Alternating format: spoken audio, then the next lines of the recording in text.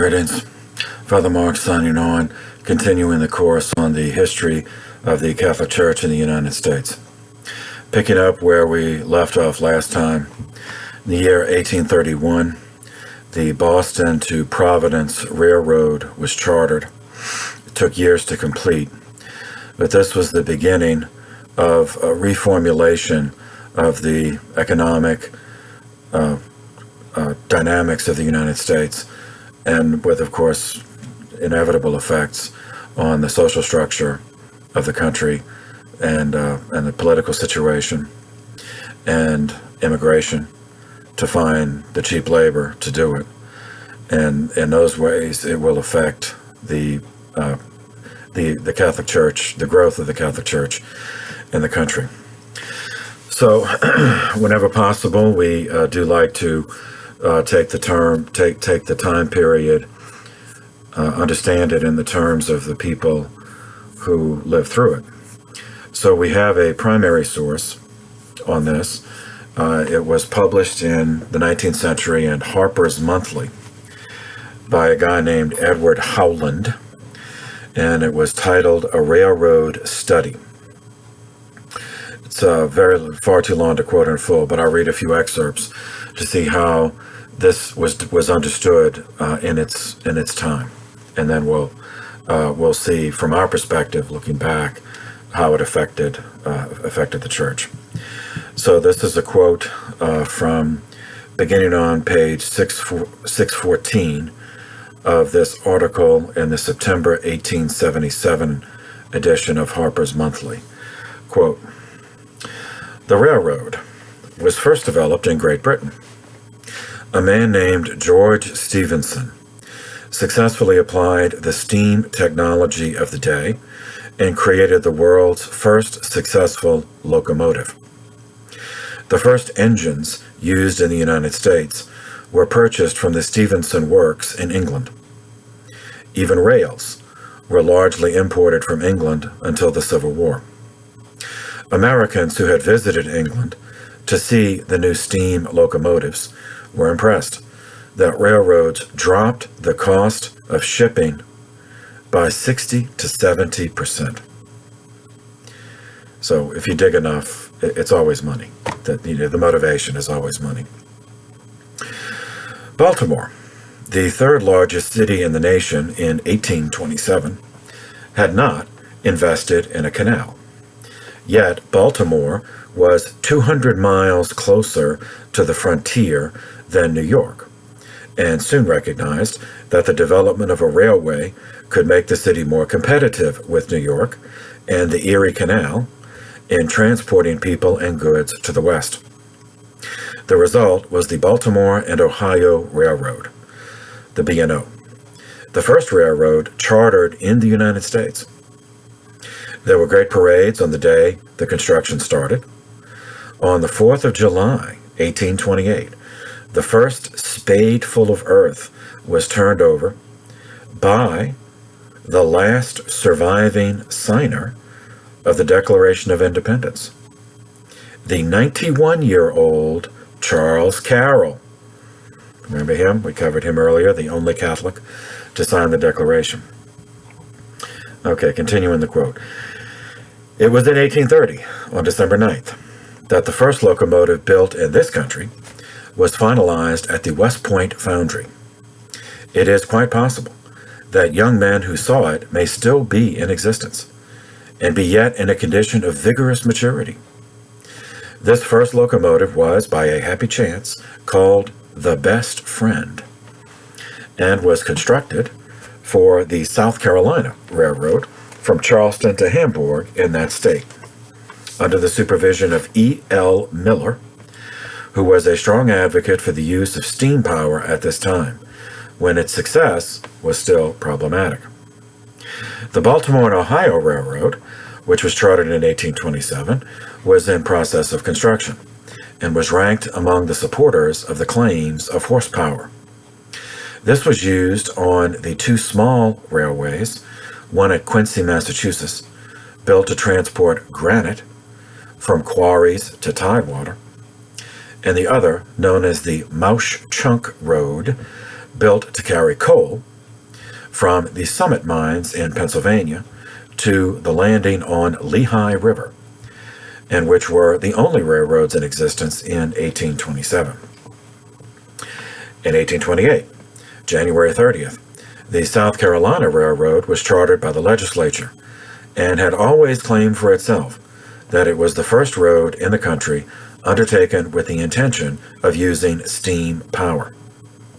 Mr. E.L. Miller had such faith in the success of steam that he agreed to take the responsibility of the construction of this first locomotive, which on trial proved its efficiency.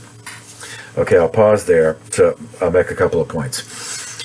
So railroads and steam-powered locomotives were initially two separate engineering developments.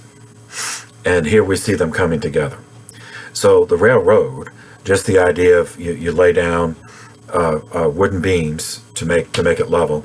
Then on top of that, you put two iron rails, also level. And then you could put a carriage with iron wheels, or metal wheels on it to roll. That was one development. And the mention of horsepower, initially you could put a wagon on it, and horses or mules would pull it. So it was a railroad. So it avoided the problems of mud and ditches, and all the other kind of problems that would happen if you just had like a stagecoach going over the mud. So there were those who were in favor of using the railroad, but just continue with the horses and mules to pull it. So the locomotive, it was initially a separate development. In England, this George Stephenson applied steam power to land transport. We'd already seen it applied to sea transport with a steamship. Now it's applied here. So now we see the technology overlapping. Now we also see competition here. So the South Carolina claiming to be the first railroad, but notice the geography, it was all transported within the same state. So the Baltimore and Ohio was the first interstate railroad chartered. And that was a proof of concept. Can you really do it across state? In terms of engineering, for one thing, just the great distances involved, but also economically. Could the investment of labor and capital be recovered? Could do that. So anyway, they all have different things. Now, chartered by the legislature, that's another essential point. So as a company, in order to protect the assets of the individual investors, they would charter a company by the state. And as we'll see later in the article, there were those, the Federalists who had the Federalist idea of the public-private partnerships for terraforming projects like railroads and canals. But then there are others, who as we're going to meet, who didn't, the Jacksonian types, who did not want the government involved in this, because government money always comes with a collar and leash.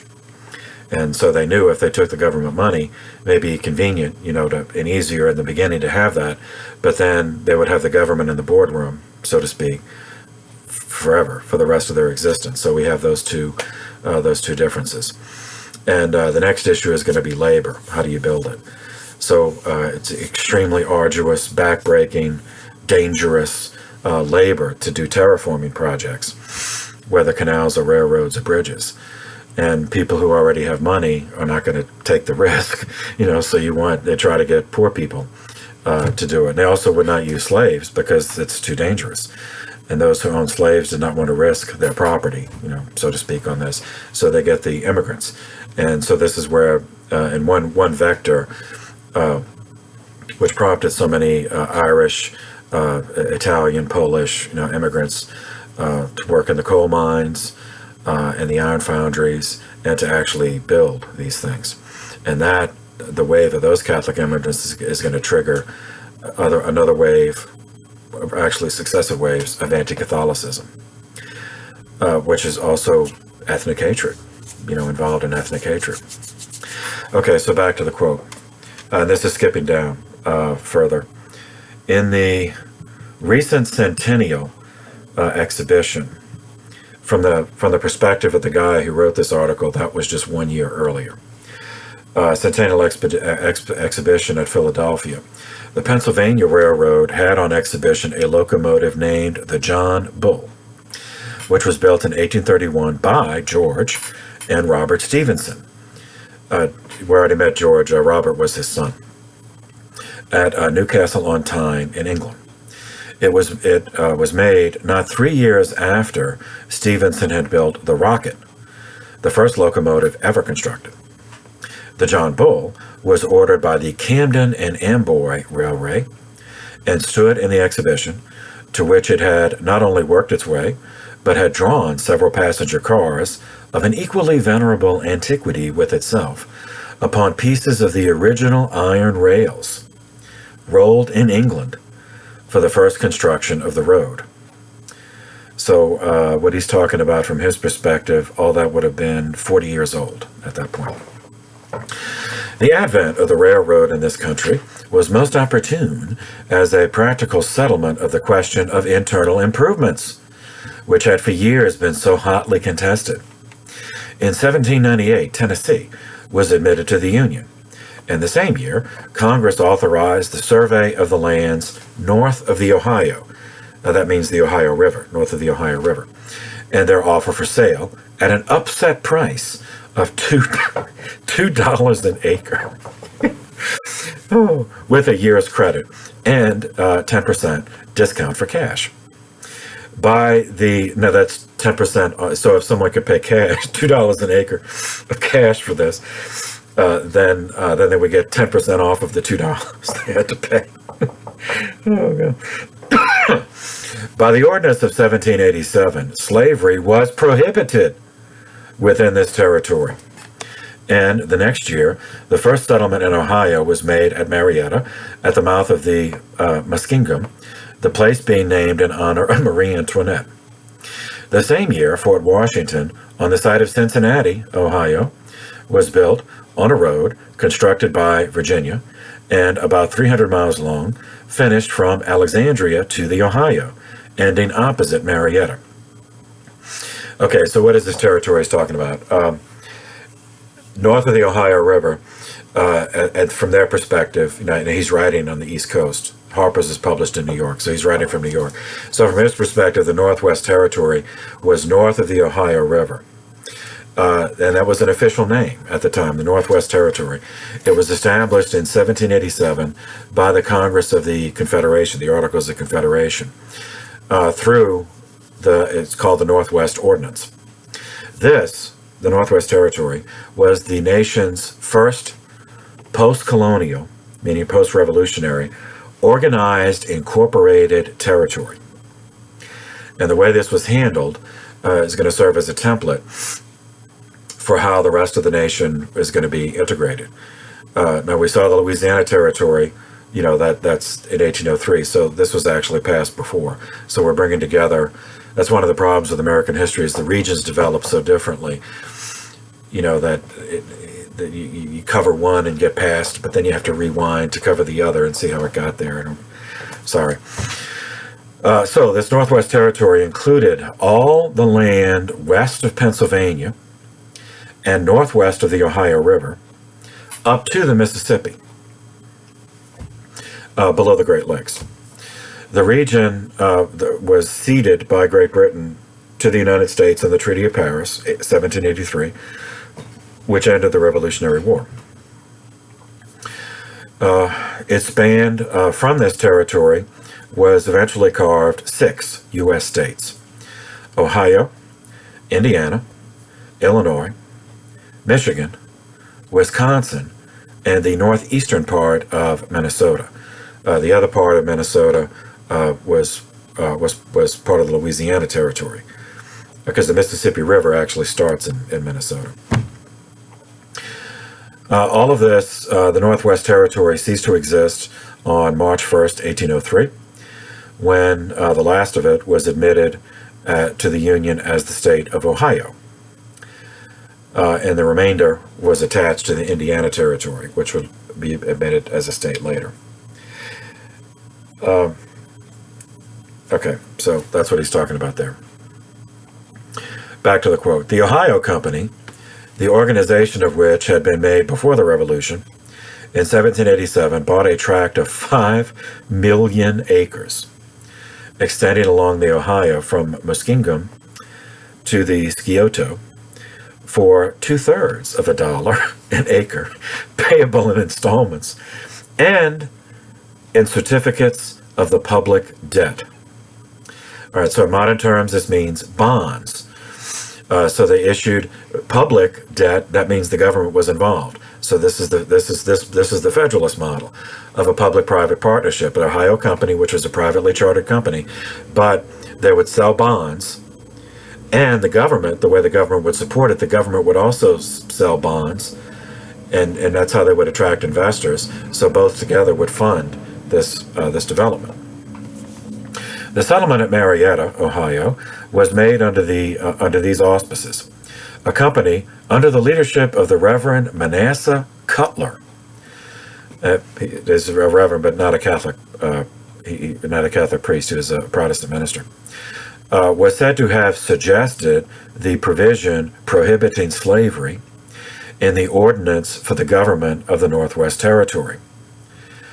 So the company was started in December from Massachusetts, and traveling by land reached their destination the next April. Population flowed so rapidly into the new territory that in 1802, the people, having petitioned for the right to organize a state government for themselves, permission was granted them for a convention to be held in November of that year for this purpose.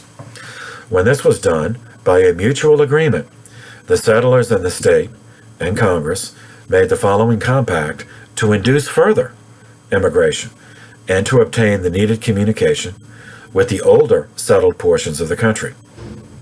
By an irrepealable ordinance, lands purchased from the United States were exempt for 4 years from taxation, and Congress granted 1 township in each section for school purposes, and agreed to give 5% of the money derived from the sale of the public lands to the construction of the railroads.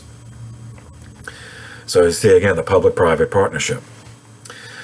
This fund was subsequently divided, 3% to be expended upon railroads within the state, 2% for railroads leading to the east, meaning connecting it to the coast. So that's how they justified, because the tax money they were taking, they were taxing the population on the east coast, in the original 13 states to pay for this. So the justification would be that those people in the east, once this area was settled, then they could trade. There'd be commerce back and forth, and so that's how they would eventually get their money back. From this date, the question of internal improvements began to assume prominence in our politics, and the Cumberland Turnpike, running from Cumberland, Maryland, to the Ohio, occupied the attention of Congress at various times up to 1836, when its control was abandoned to the states. This road cost for its construction $6,670,000 and is now merely a highway, a parallel to the railroad route, having deprived it of the importance it once held when it was known as the National Road. Okay, I pause again. What is a turnpike? So just think, I don't know if they even have those anymore, because now it can all be done with, with electronically. But in the old, there used to be, a place that had a secure entrance that you had to pay to get in. They would have a turnstile. I think like some metros, some subways still have that you put your money in or you swipe your card, and you can't, so the turnstile, maybe weighs taut and it stops you from going. But once you put in, then you can walk forward and it turns, but then there's another bar to prevent the next person coming in. So that turnstile. So it's the idea of a toll that you have to pay to get through the turnstile. Well, a turnpike is the same idea, but as a road. So a company, private investors, sometimes, depending on the time period in our history, sometimes a public-private partnership with the government would invest the money to terraform to make a road where previously there was not, and also had to keep it up, because it's rain damage, erosion, wind damage, whatever, and it takes constant maintenance. And in order to recoup their investment, there would be a toll road. Now, sometimes it wouldn't actually be a turnstile like that, but they could have at the booths they would have a bar, and you have to pay, and then the guys would move the bar for you to go through, and then return it. So that's how they'd recoup their investment. So a turnpike is a toll road. So what they're saying here is the Cumberland Turnpike, which was the original way for people traveling from Maryland to Ohio, that was supplanted by the railroad, which ran parallel, because the surveying had already been done, so they knew, it ran parallel to the turnpike. So and here you have the progress, so the investors of the turnpike, that it was no longer a profitable thing for them, so they got replaced by the investors. So then the investors in the railroad made the money. And public lands. So this is another, as mentioned, of the public lands, a percentage of that being set aside. Now, in this case, since it's the Northwest Territory, and this is before Ohio became a state, the public lands refer to federal government lands. That was the territory. But then once Ohio became a state, then that's another whole thing which is outside of our purview. Once a state is organized, how much of the lands does the federal government keep, and how much does Ohio keep? Because whichever one has it, then they're going to make money from the railroad. Because if it's their land, like if it's Ohio's state land, and they make the deal with the railroad, then Ohio issues the bonds, and Ohio is going to make profit if the railroad profits. Whereas if it goes through federal government lands and federal treasury notes are issued to fund it, then it's the federal government that's going to make the money, but off of land that's Ohio's now. I mean, it's within the boundaries of Ohio. So there are a number of legal issues with that, but that's outside of our purview. What we're interested in is the demographics. Because of all this building, Ohio is going to attract Irish immigrants and German immigrants. Now, the kind of German immigrants who would leave Germany, not every single one, of course, but many of them were Catholic, because Germany was not a Catholic country.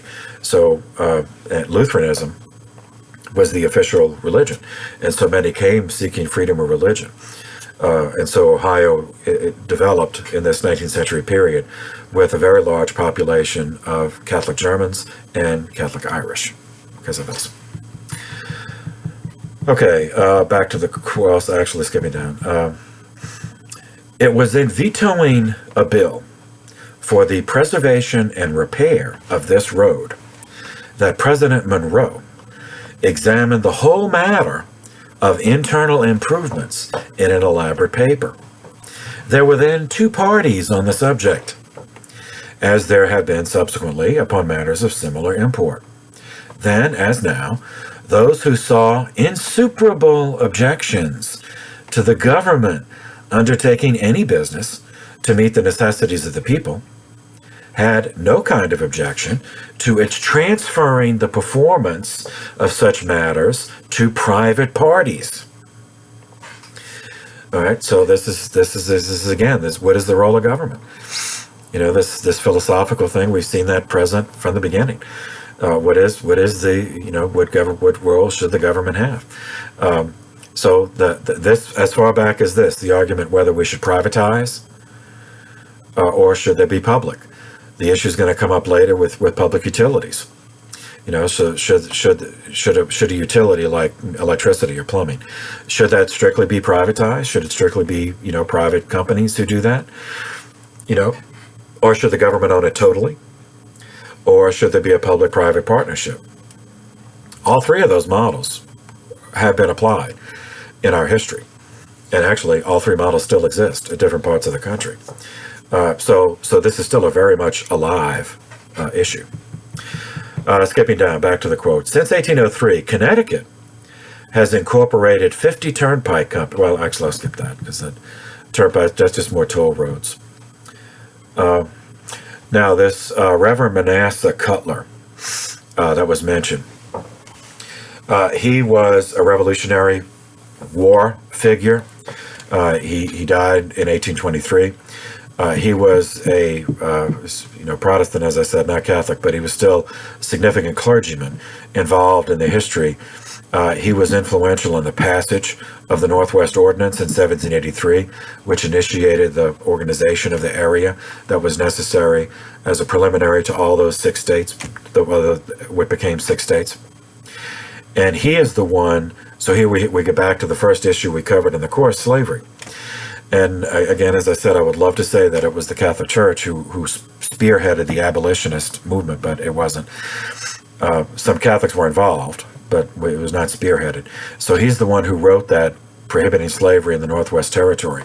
And this is a prelude to the argument that we already saw with the Missouri Compromise.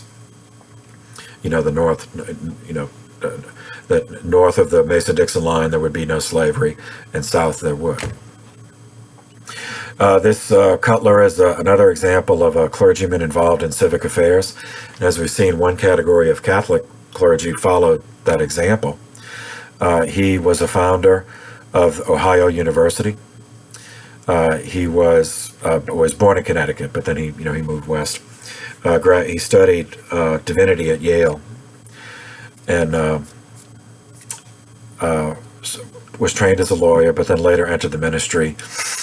And he was a Congregationalist minister, so that means a Calvinist minister. So Ohio, in addition to having those German immigrants, German Catholic and Irish Catholic immigrants, already had a pre-existing Protestant population.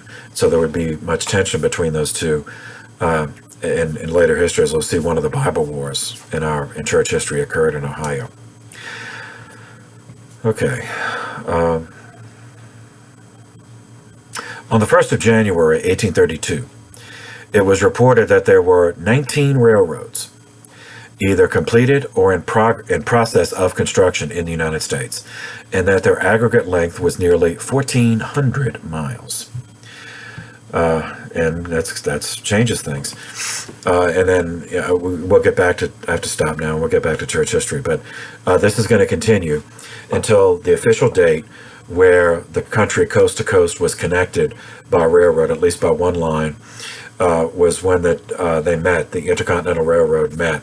And the last spike, the golden spike, was drilled in. That occurred in Utah, Promontory, Utah, on May 10th, 1869. And that's where the Central Pacific, chartered from the West Coast of California, met the Union Pacific from Missouri. Okay, that year, 1832, brings us back to all this affects church history, but now another thing happened in 1832 that is specific to church history. Pope Gregory XVI condemned liberal Catholicism in writing in 1832. All right, now, we always have to define our terms, but the problem with terms like liberal and conservative, whether political or religious, is that the definitions of those terms have shifted over time, such that those of you who remember President Ronald Reagan and his economic philosophy in our country, in the 19th century, he would have been considered a liberal. And so in the 19th century, libera just means free. So liberal in the 19th century meant those who wanted the economy and social life to be free of constraint by royal power. So the ascendant economic philosophy was mercantilism, which I covered in another course. You see, fourth year seminarians, we covered this in the third year course. Mercantilism means the economy would be managed by royal bureaucrats, by the government, which in the European context meant kings and the royalty, or in the English context by Parliament, which is still the government. Whereas so the liberals in that case wanted to be free of that. They wanted the economy, so they wanted privatized. They wanted all the economy to be privatized, essentially. Whereas the conservatives in the 19th century were monarchists, because they wanted to conserve what existed, the social order that existed, and the economic order that was managed by the social order. So they wanted the managed economy, controlled by the betters, by the aristocrats. So how does this apply to Catholicism, liberal Catholicism? That meant something different in the 19th century than it did in the 20th century and now the 21st century. Okay, so remember the major reset in this period, 1815. That was Napoleon's final defeat at Waterloo.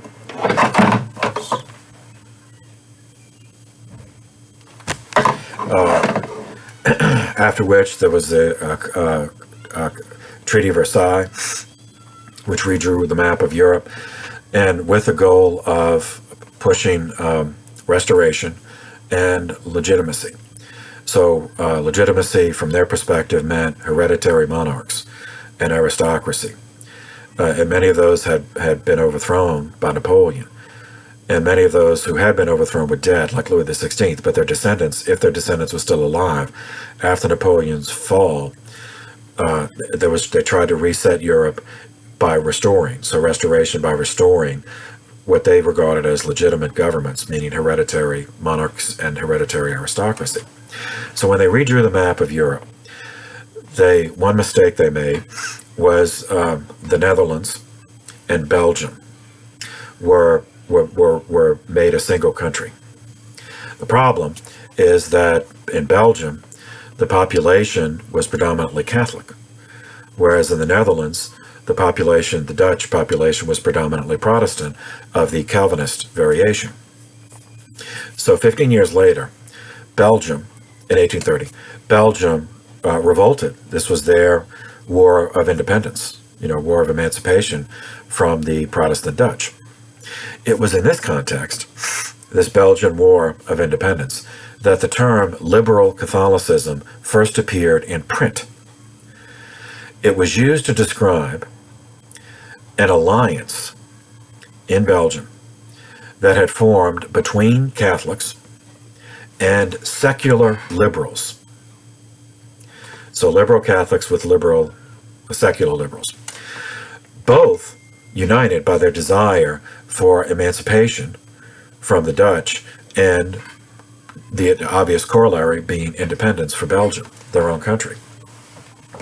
So liberal Catholicism in this original context, 1830 context, proposed that the ideals of the French Revolution from the 1789 period could be achieved without the terror, without going to the psychotic extreme that the revolution went in 1793 with the guillotine, the terror, the mass murders. So the 89 ideals were liberty, equality, fraternity. Liberté, égalité, fraternité. So these liberal Catholics and secular liberals believed that it was possible for reforms to achieve those three ideals without going to the extreme of despotism and terror and government mass murder, which is what happened when the Committee of Public Safety took over the French Revolution. That's when they beheaded Louis XVI, Marie Antoinette, and 20,000 others just for being aristocrats. Pope Gregory XVI was a young priest during the Revolution, and he spent years on the run from the revolutionary armies that occupied Italy. He never forgot that same power, that the revolutionary power had imprisoned Pope Pius VI unjustly, kept him there in such harsh confinement that he died a prisoner, and that it arrested the next Pope, Pius VII, kept him in prison for 6 years until after Napoleon's fall. So the concept for him, the concept that anything remotely compatible with Catholicism could be derived from a revolutionary context, was just preposterous. To him, it was incomprehensible. That is why he condemned liberal Catholicism in this form in 1832. Now, this is significant for American history because it was put in writing. It was an encyclical, and I'll read excerpts from it in a minute. So it was reported in all the newspapers of the period, and this would provide ammunition to the American Protestant publicity machine, characterizing Catholics as inherently opposed to freedom and democracy, which fueled there are often repeated assertions that Catholics could not be good citizens. Catholics could not be loyal citizens because they owed prior allegiance to this foreign Italian prince who had in writing condemned certain ideals that were considered essential for the United States, such as freedom of speech, freedom of the press, and freedom of religion. Okay, so the document, this is, the Latin title is Mirare Vos, M-I-R-A-R-I. Then the second word, V-O-S, to wonder at you. The subtitle is On Liberalism and Religious Indifferentism, dated the Assumption, August 15th, 1832. It is very long, so we'll just read some excerpts. It's addressed to all patriarchs, primates, archbishops, and bishops of the Catholic world. Venerable brothers, greetings and apostolic benediction. We think that you wonder why. From the time of our assuming the pontificate, we have not yet sent a letter to you, as is customary, and as benevolence for you demanded. We wanted very much to address you by that voice by which we have been commanded in the person of Blessed Peter to strengthen the brethren. You know what storms of evil and toil at the beginning of our pontificate drove us suddenly into the depths of the sea. Okay, so when Gregory was elected Pope, like four days after he was elected Pope, there was a revolution in the Papal State. Began in the city of Bologna, which is in the Romagna. It's on the so Italy, the boot, Italy is bisected by the Apennine Mountains, but the Papal State at that point ran from coast to coast, so it also was bisected by the Apennine Mountains. The Romagna was on the eastern side. Rome is on the western side of that diagonal strip. The Romagna is the area on the eastern side of the Apennines to the Adriatic Sea. So it includes Bologna, Ravenna, Imola, very wealthy, important cities. So there was a revolt against him, started in Bologna, but spread through the Papal State. So Gregory actually had to flee the city of Rome, and he went for shelter to the Austrians. All right, so that's what he fled. The depths of the sea is a little dramatic, but he did have to flee Rome. So continuing the quote, if the right hand of God had not given us strength, we would have drowned as the result of the terrible conspiracy of impious men. The mind recoils from renewing this by enumerating so many dangers. Instead, we bless the Father of consolation who, having overthrown all enemies, snatched us from the present danger. When he had calmed this violent storm, he gave us relief from fear. At once we decided to advise you on the healing the wounds of Israel. But the mountain of concerns we needed to address in order to restore public order delayed us. All right, so he was actually saved by the Austrians, which was the Catholic monarchy that had occupied territory in Italy. And so the Pope fled to them, and they put down the revolution in the Papal State, so Gregory was able to return to Rome and then write this encyclical. So all this has to be kept in mind. Like, nothing just happens. So why did he condemn a movement that had its origin in a revolution? Well, he experienced nothing but negative outcomes from revolution. When he was a young priest and he saw what happened to two popes, and now he's an older man and pope, and there's a revolution, and so he first hears of this liberal Catholicism, this attempted alliance between liberal Catholics and liberal seculars, deriving from a revolutionary context in Belgium, at a time when he almost lost his life and lost the Papal States because of a revolution. So all that, that all has to be kept in mind. Okay, we come to you grieving and sorrowful because we know that you are concerned for the faith in these difficult times.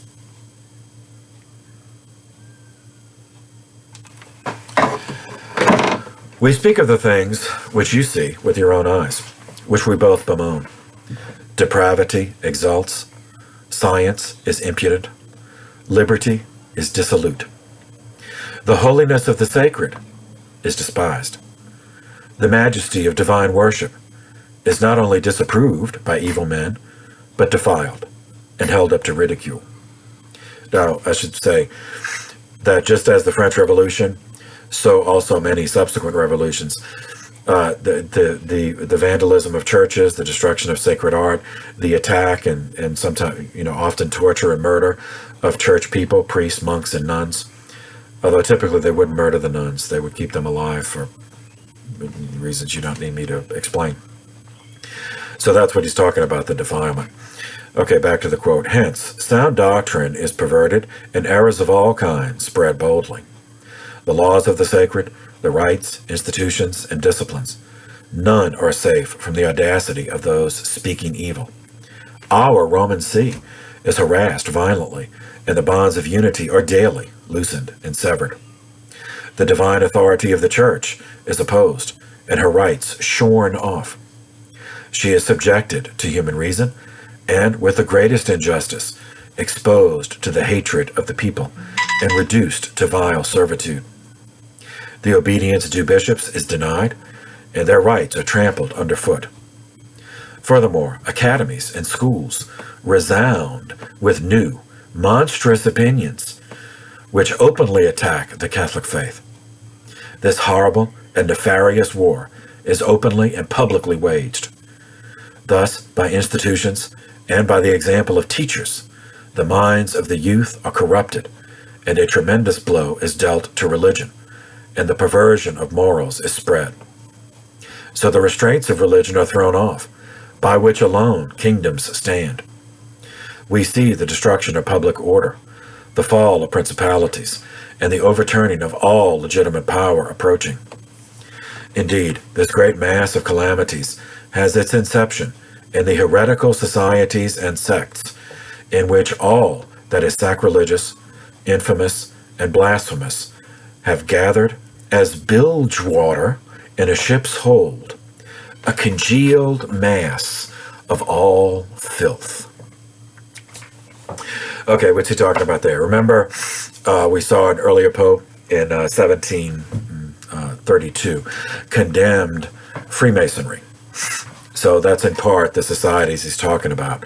On the continent, Freemasonry had become very violent, anti-authoritarian, directed both against monarchies as well as the church, and overtly atheist. Whereas Freemasonry, when it was invented in England, as we saw, it was more with the humanitarian causes, the brotherhood of man kind of thing. But in France, Freemasons, like all the ones in the Committee of Public Safety, Robespierre, Danton, all those, Marat, that they were all Freemasons. Now, in his context, in Italy, Freemasonry was called, they were the Carbonari, the charcoal sellers, but it had the same idea. But with the addition that in Italy, the Freemasonry was nationalistic, and that they wanted to drive out the Austrian occupation. They wanted Italy unified under control of Italians, which also means taking the Papal State, because the Papal State was a sovereignty right in the middle of Italy.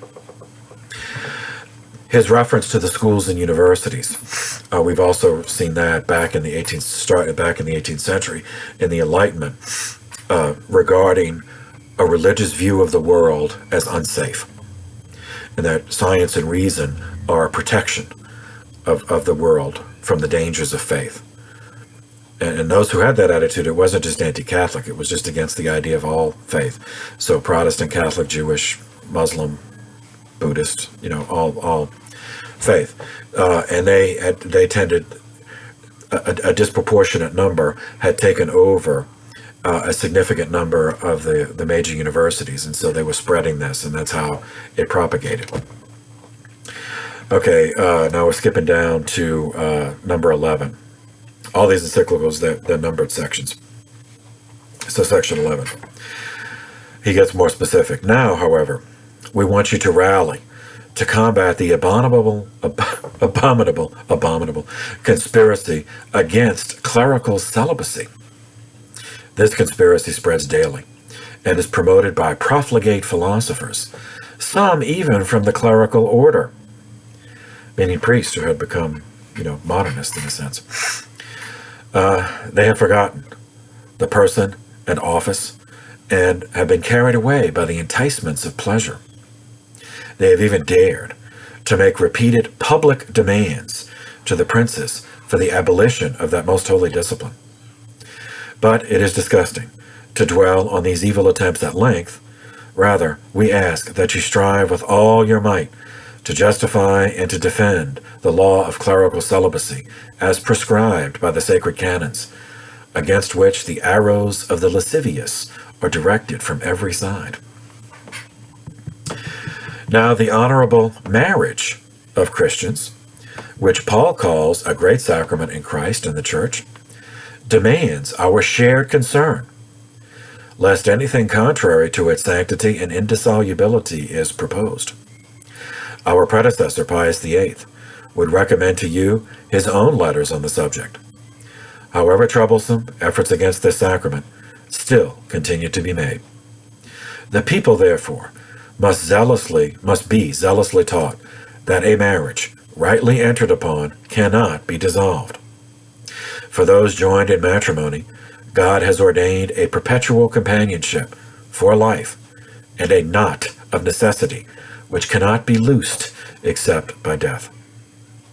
Recalling that matrimony is a sacrament and therefore subject to the Church, let them consider and observe the laws of the Church concerning it. Let them take care, lest for any reason they permit that which is an obstruction to the teachings of the canons and the decrees of the councils. They should be aware that those marriages will have an unhappy end, which are entered upon contrary to the discipline of the Church, or without God's favor, or because of concupiscence alone, with no thought of the sacrament and the mysteries signified by it. Okay, so far, pretty standard Catholic teaching, reaffirmation of the sacraments of vocation, of holy orders, as well as matrimony. Now we get to his more specific, within his context, the things he's concerned about, the liberalism and indifferentism, which in his mind are connected. So now skipping down to section 13. Now we consider another abundant source of the evils with which the Church is afflicted at present: indifferentism. This perverse opinion is spread on all sides by the fraud of the wicked, who claim that it is possible to obtain the eternal salvation of the soul by the profession of any kind of religion, as long as morality is maintained. Surely, in so clear a matter, you will drive this deadly error far from the people committed to your care. With the admonition of the Apostle, there is one God, one faith, one baptism. May those fear who contrive the notion that the safe harbor of salvation is open to persons of any religion whatever. They should consider the testimony of Christ himself, that those who are not with Christ are against him, and that they disperse unhappily who do not gather with him. Therefore, without a doubt, they will perish forever, unless they hold the Catholic faith whole and inviolate. Let them hear Jerome, who, while the Church was torn into 3 parts by schism, tells us that whenever someone tried to persuade him to join his group, he always exclaimed, "He who is for the see of Peter is for me." A schismatic flatters himself falsely if he asserts that he too has been washed in the waters of regeneration. Indeed, Augustine would reply to such a man, "The branch has the same form when it has been cut off from the vine. But of what profit is it, the form, if it does not live from the root?" Okay, now keep this in mind, especially seminarians, because this is the no salvation outside the Church issue, which I'm sure I know you've covered in your theology classes, your ecclesiology and theology of grace. But this is also going to come back in Vatican I and Vatican II, especially. What does that mean? So the no salvation outside of the Church, that's a quote from a letter which we covered in the Patricius class from St. Cyprian, which was about a specific issue. And that one, it's not even a full sentence, it's a clause in a longer sentence in a letter about something else. But nevertheless, it entered in our tradition with two different interpretations. So there's one is the very, very strict interpretation, which is strict construction, which is what the Pope is asserting here, that a person who is not actually a member of the Catholic Church cannot be saved.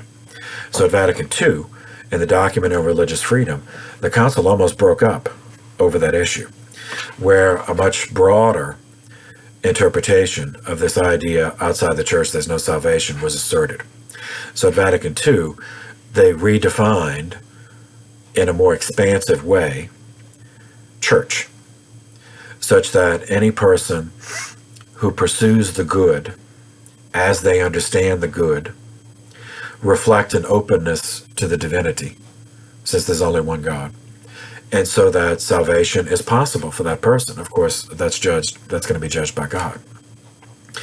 So those at Vatican II who had been raised with the strict construction of no salvation outside of the church thought that was placing error on par with the truth, as if they were equal. And they had writings like this and others, on their side. So that's why Vatican II almost broke up over this issue. And there's still, this rift is still there. How do we interpret that? There's no salvation outside the church.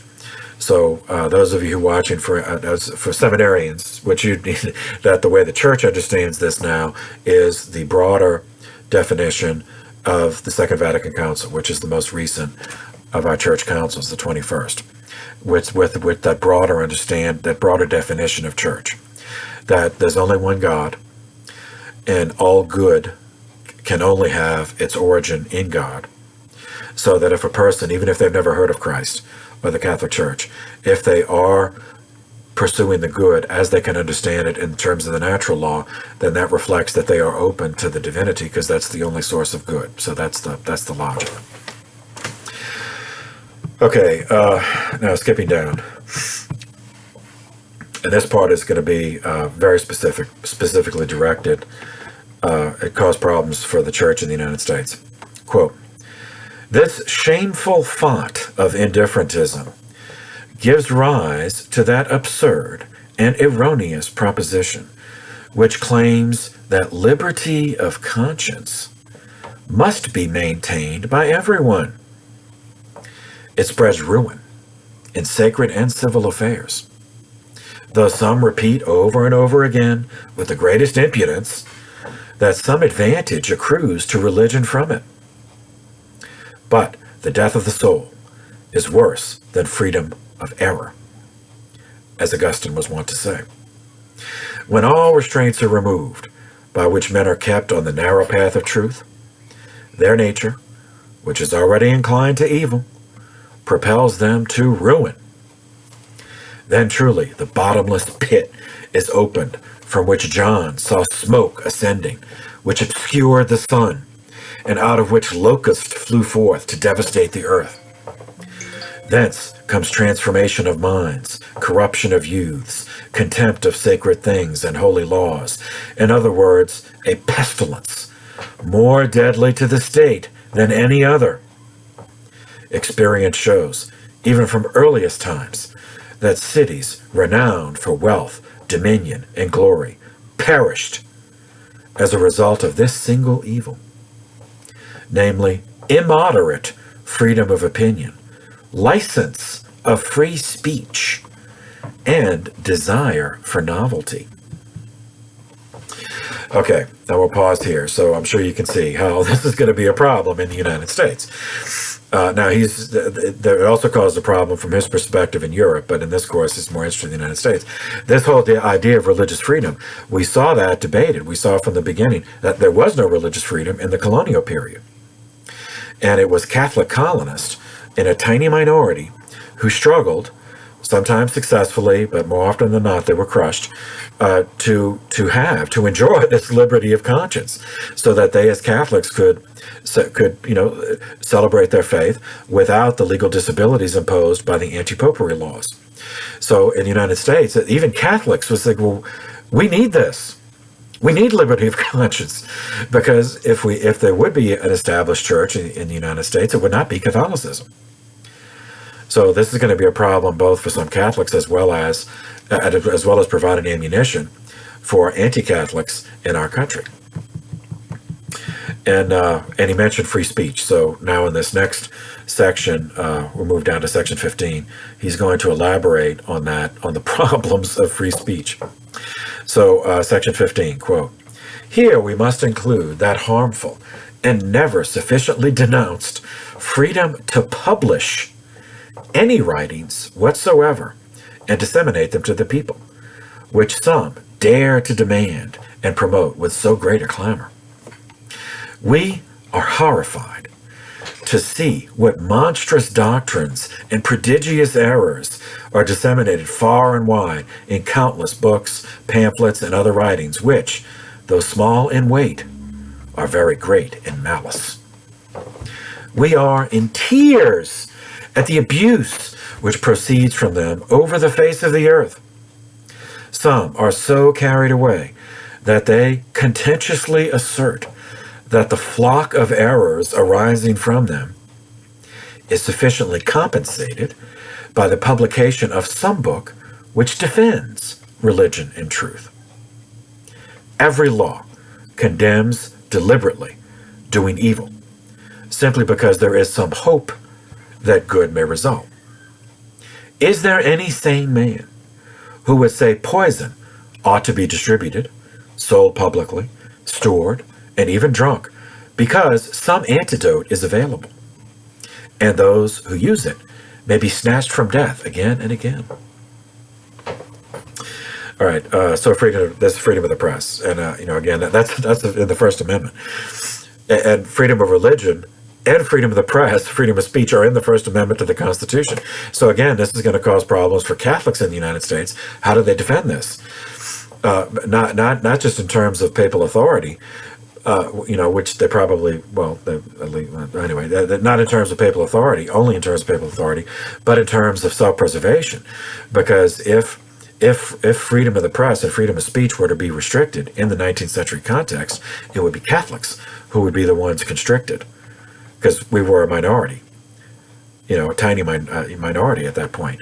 Because it's in this 1832 we were. Later in the 1830s, 40s, with the waves of immigrants, we'd never become a numerical majority, but we would at least get large enough to defend our interests legally. But at this point in 1832, if freedom of speech were to be lost, it would be Catholics in the United States that would suffer. All right, skipping down. I'll skip that. Then he goes on. Let's see, the rest of 15, 16, 17. That's all about monarchies. We don't need to read that. Let's see, 18, 19. Okay, here, down to 20. Picking up the quote, section 20. "Nor can we predict happier times for religion and government from the plans of those who desire vehemently to separate the church from the state, and to break the mutual concord between temporal authority and the priesthood. It is certain that that concord which always was favorable and beneficial for the sacred and the civil order is feared by the shameless lovers of liberty. But for the other painful causes we are concerned about, you should recall that certain societies and assemblages seem to draw up a battle line together with the followers of every false religion and cult. They feign piety for religion, but they are driven by a passion for promoting novelties and sedition everywhere. They preach liberty of every sort. They stir up disturbances in sacred and civil affairs and pluck authority to pieces." Okay, separation of church and state. All right, we did a whole section on this earlier in the course, so I won't repeat all of that, but you understand the significance. It's of a piece in our American context with the freedom of religion, freedom of conscience, and the freedom of speech, and the freedom to publish. So again, Catholics reading this are going to say that, if the church and state were not separate in this country, then we would not have civil rights, because that was the English colonial context. Church and state were not separated, but the church, the state church, was Protestant, and Catholics did not have full civil rights because of the anti-popery laws. So this is going to be a problem for American Catholics as well as providing anti-Catholics with more ammunition to use against us. So you see, Catholics are subversive, they're unpatriotic. Even their Pope, whom they revere, says these things which are fundamentally un-American. All right, the societies and assemblages, that's the Masons. We talked about that already. Let us raise our eyes and hands to the Most Holy Virgin Mary, who alone crushes all heresies and is our greatest reliance and the whole reason for our hope. May she implore by her patronage a successful outcome for our plans and actions. Then it ends with a prayer. Given at Rome at St. Maria Maggiore on August 15th, Feast of the Assumption of the Virgin, the year of our Lord 1832, the second year of our pontificate, which remember is the first year that he was able to return to Rome. Okay, so keep that in mind, 1832. This is going to be in the background and sometimes the foreground of some outbreaks of anti-Catholicism that we shall see. Same year, 1832, we have yet another issue that we've traced from the very first lecture, and that is the issue of states' rights. Now, sometimes it has erupted, as in the Missouri Compromise crisis, over slavery. Slavery is the issue that triggers arguments over states' rights. But here, 12 years later, in 1832, we have a states' rights argument triggered for economic reasons and in terms of political philosophy. Again, what is the role of government? In this case, it's the competing governments, the federal government and the state government. Over economic issues, the specific economic issue is taxation. The background.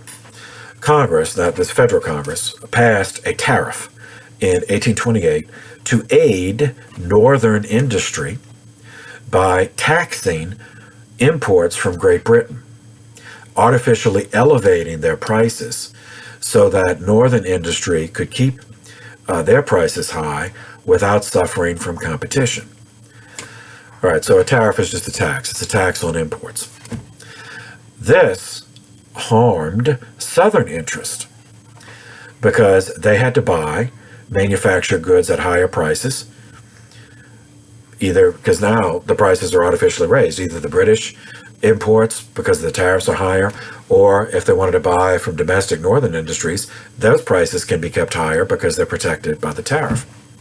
Second reason it harmed Southern interest is that, as with all trade war, the British retaliated by either reducing imports of Southern cotton and sugar, or putting a tariff on those. So the Southern states had to pay more. So from the Southern states' perspective, they were doubly harmed by this tariff of 1828. So they argued for years about it, until the state of South Carolina precipitated what is called the nullification crisis in 1832 by declaring that states had a right to nullify, which means refuse to accept or enforce, any federal laws that were detrimental to its interest.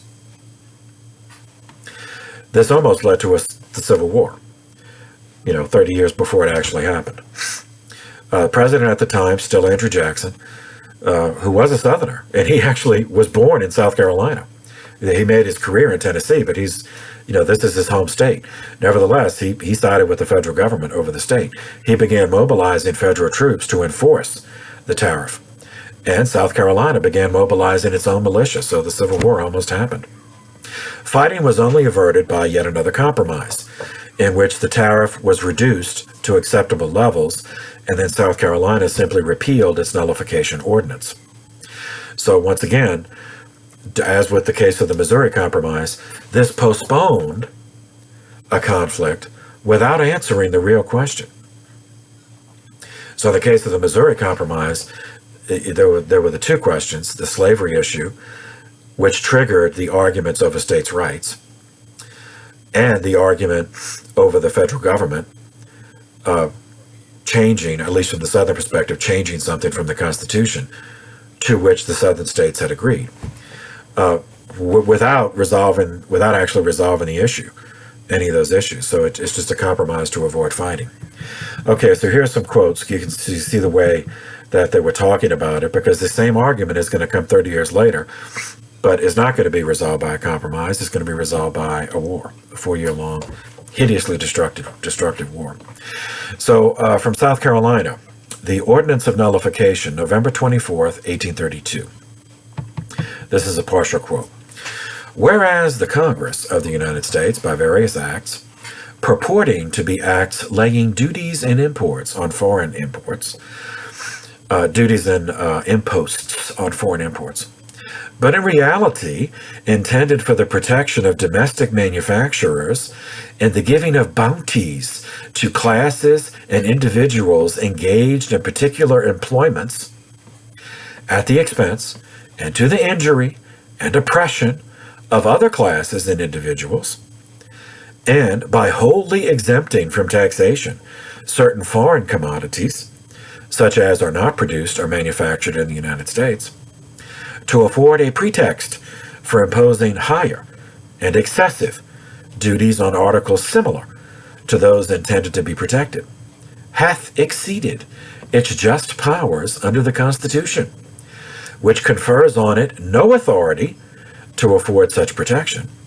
and hath violated the true meaning and intent of the Constitution, which provides for equality in imposing the burdens of taxation upon the several states and portions of the Confederacy.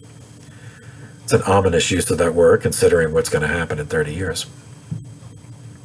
And whereas the said Congress, exceeding its just power to impose taxes and collect revenue for the purpose of effecting and accomplishing the specific objects and purposes which the Constitution of the United States authorizes it to effect and accomplish, hath raised and collected unnecessary revenue for objects unauthorized by the Constitution. We therefore, the people of the state of South Carolina, in convention assembled, do declare and ordain that it is hereby declared and ordained that the several acts and parts of acts of the Congress of the United States, namely, and then they list the tariffs, which are actually 2 tariffs, but are unauthorized by the Constitution and violate the true meaning and intent thereof, and are null, void, and no law nor binding on this state. And it is further ordained that it shall not be lawful for any of the constituted authorities, whether of this state or of the United States, to enforce the payment of duties imposed by the said acts within the limits of this state.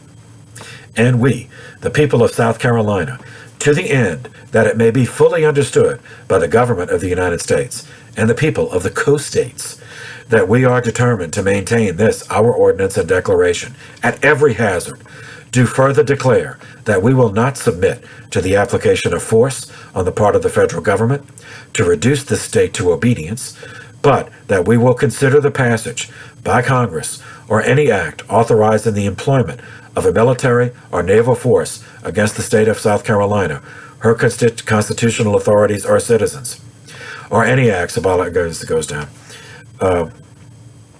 as a declaration of war. Okay, so you see, all right, so you see here are the points. We also have, this is an interesting foretaste of class warfare.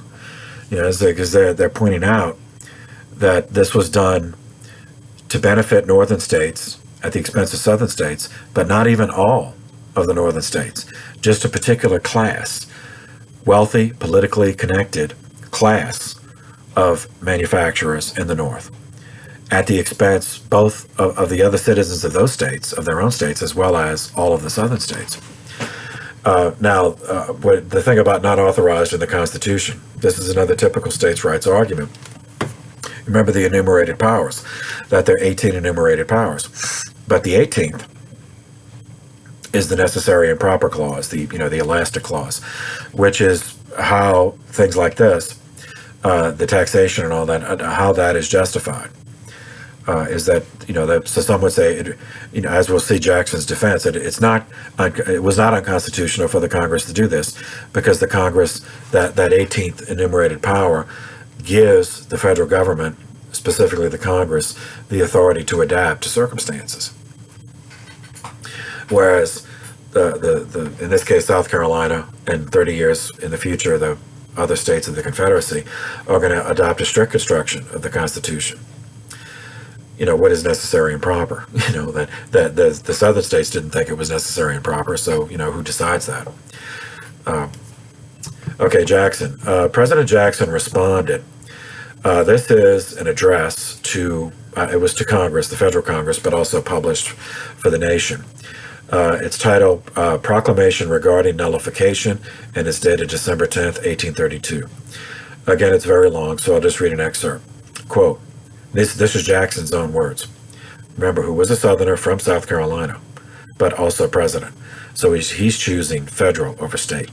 Quote, whereas the convention, assembled in the state of South Carolina, have passed an ordinance by which they declare that the several acts and parts of acts of the Congress of the United States, and then he lists them, it was actually 2 tariff laws, violate the true meaning and intent thereof, and are null and void and no law, nor binding on the citizens of that state. And whereas the said ordinance prescribes to the people of South Carolina a course of conduct in direct violation of their duty as citizens of the United States, contrary to the laws of their country, subversive of its Constitution, and having for its object the destruction of the Union, I, Andrew Jackson, President of the United States, have thought proper to issue this, my proclamation, stating my views of the Constitution. Skip down. The ordinance is founded not on the right of resisting acts which are plainly unconstitutional and too oppressive to be endured, but on the strange proposition that any one state may not only declare an act of Congress void, but prohibit its execution, that they may do this consistently with the Constitution, that the true construction of that instrument permits the state to retain its place in the Union and yet be bound by no other of its laws than those it may choose to consider constitutional. Skipping down. If this doctrine had been established at an earlier day, the Union would have been dissolved in its infancy. If the doctrine of a state veto upon the laws of the Union carries with it internal evidence of its impracticable absurdity, our constitutional history will also afford abundant proof that it would have been repudiated with indignation had it been proposed to form a feature in our government.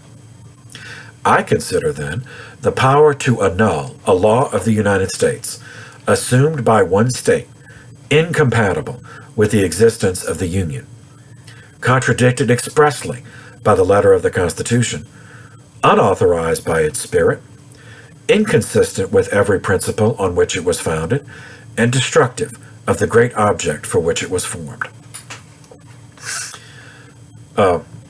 Now, I do have to say, he stated his case well. Of course, in the 19th century, that he's well trained, and he was a lawyer. But when he's saying contradicted expressly by the letter of the Constitution, I'm not so sure about that. So I think it's one of those cases where the Constitution is just silent. The same argument's going to come up again about secession. There's no process in the Constitution for a state to secede from the Union. So does that mean it's illegal? Or rather, does it mean that any powers not specifically allocated to the federal government are reserved to the states? So that would mean, by omission, that a state does have a right to secede. So I think it's one of those, rather than expressly stated by the letter of the Constitution, it's one of those inferred by the nature of a union. And it's really that latter argument, the nature of a union, that's the foundation on which Jackson's going to build the rest of his argument. Okay, skipping down. Skip that.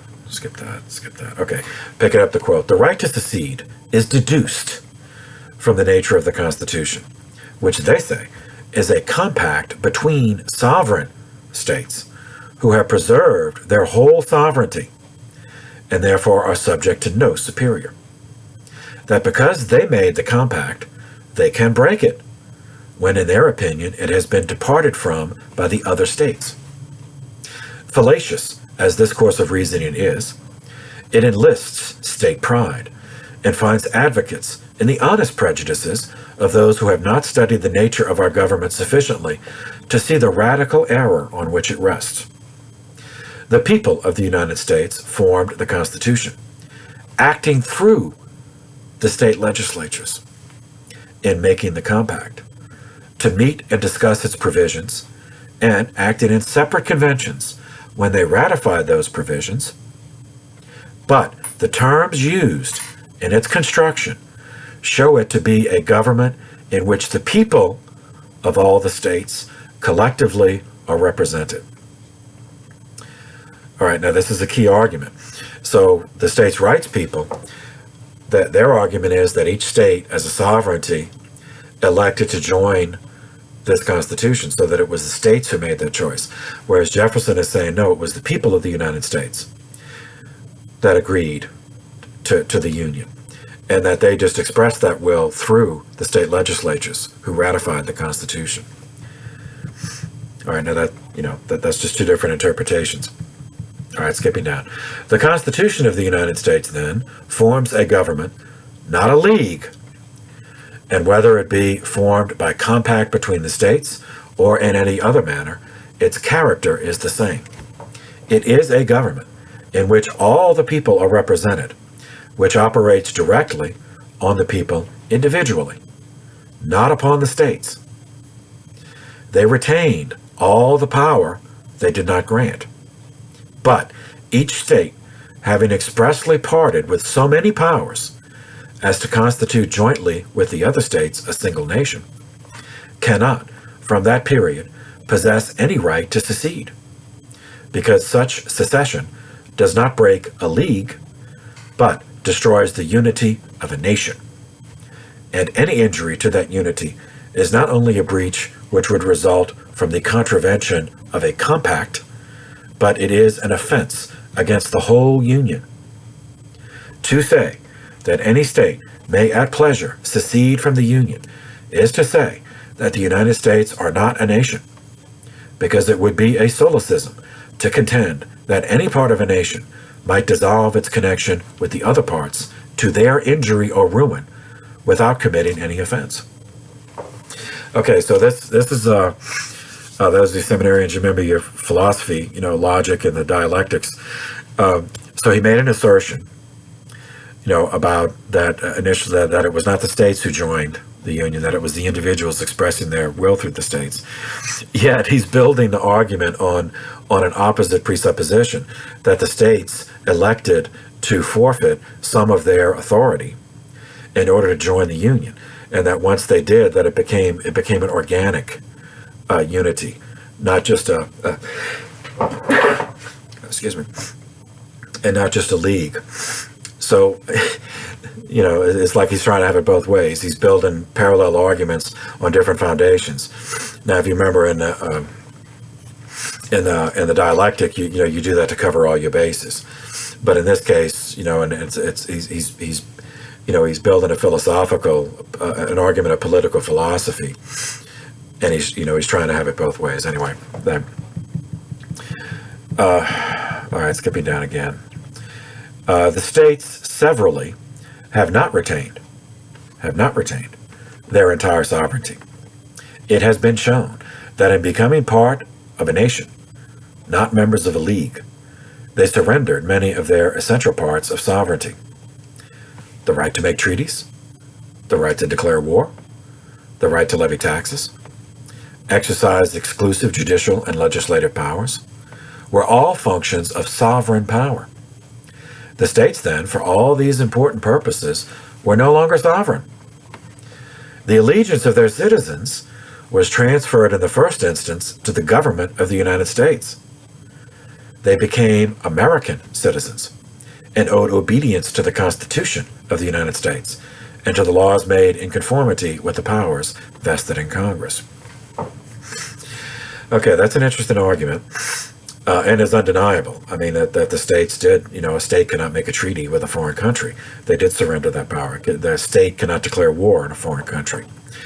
So, they did surrender that to the federal government. Now, this other argument about the allegiance of the citizens transferred to the United States, so they're citizens of the United States rather than South Carolina. That was not apparent to everyone at the time, and in 30 years, when the Civil War happened, it still would not be apparent. There are those who, they were fighting for their state, so they saw themselves first as citizens of their state. Because of the way the Civil War was won by the federal side, that we as Americans now kind of take that for granted. That of course we're citizens of the United States first. Whether I spend the rest of my life here in Louisiana, or for a time when I lived in Georgia, or another time when I lived in Maryland, I still remained a citizen of the United States. I was not a citizen, so to speak, of Maryland, for those 2 years, or a citizen of Georgia when I was in Georgia. I had to obey the laws in those states, of course, but I was actually a citizen of the United States. So now, because of the way the Civil War worked out, we take that for granted. But in this period before that, it was not immediately clear. Okay, skipping down, back to the quote. This, then, is the position in which we stand. A small minority of the citizens of one state in the Union have elected delegates to a state convention. That convention has ordained that all the revenue laws of the United States must be repealed. Or, no, that's actually not true. I mean, we read the ordinance. That's not what they were saying. So he's overstating what they stated. They were just protesting that, those actually was 2 tariff laws. Or that they are no longer a member of the Union. Now, skipping down, in it, he reminds people that he was actually born in South Carolina. And so now this part he's addressing to South Carolina. You have indeed felt the unequal operation of laws, which may have been unwisely, not unconstitutionally passed. So he's acknowledging that the tariff was unjust, but not that it was unconstitutional. But that inequality must necessarily be removed. At this very moment, when you are madly urged on to the unfortunate course you have begun, a change in public opinion has commenced. The nearly approaching payment of the public debt and the consequent necessity of a diminution of duties has already caused a considerable reduction, and that too on some articles of general consumption in your state. All right, so this, the tariff and the trade war caused an economic crash, as it always does. I mean, that's just what happens. It's enticing. Okay, we need to raise money, so we'll just tax this import. Well, the other side has a say too. So of course the British retaliated, and so both economies are hurt. That's what always happens. So that's what happened here. So then there were people who were saying the tariff's a bad idea, just because it's bad economics, as well as bad diplomacy. Apart from this whole constitutional question. And so the tariff, Jackson's saying, you don't have to do this. That events have shown the tariff was just a bad idea. And people are realizing that, and then so it's going to be changed without having a constitutional crisis over it. All right, skipping down. Now he closes with an address to the whole country. Fellow citizens of the United States, I rely with equal confidence on your undivided support in my determination to execute the laws to preserve the Union by all constitutional means, to arrest, if possible, by moderate but firm measures, the necessity of a recourse to force, and if it be the will of heaven, that the recurrence of its primeval curse on man for the shedding of a brother's blood should fall upon our land, that it be not called down by any offensive act on the part of the United States. Okay, so as I said, this crisis was resolved by a compromise.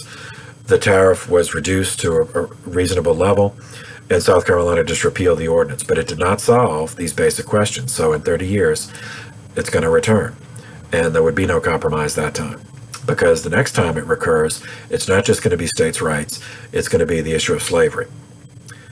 And those who were defending it used these same states' rights arguments that South Carolina did. But there would be no compromise on that. You either have slavery or you don't. And that's going to be the choice. Okay, same year, 1832, is just one of those years. A lot of stuff happened. A gruesome outbreak of cholera occurred throughout the country. Among the many clergy and religious who died during their ministry, or a couple of guys we already met, Father Gabriel Richard died on the 13th of December, 1832. We met him in Detroit. and Bishop Edward Fenwick, a Dominican. We met. He was the founding bishop of Cincinnati, Ohio. He died on the 26th of September, 1832. Cholera is an infectious disease. It's still with us. Causes severe watery diarrhea, which can lead to dehydration, and extreme dehydration, untreated, of course, results in death. It is caused by eating food or drinking water contaminated with a bacteria, Vibrio cholerae. Someone who woke up healthy could suddenly become violently ill, have their skin turn a ghastly bluish tint, become severely dehydrated, and die the same day. So it's a terrifying disease, as it still is. Cholera made its first appearance in the 19th century in India in 1817.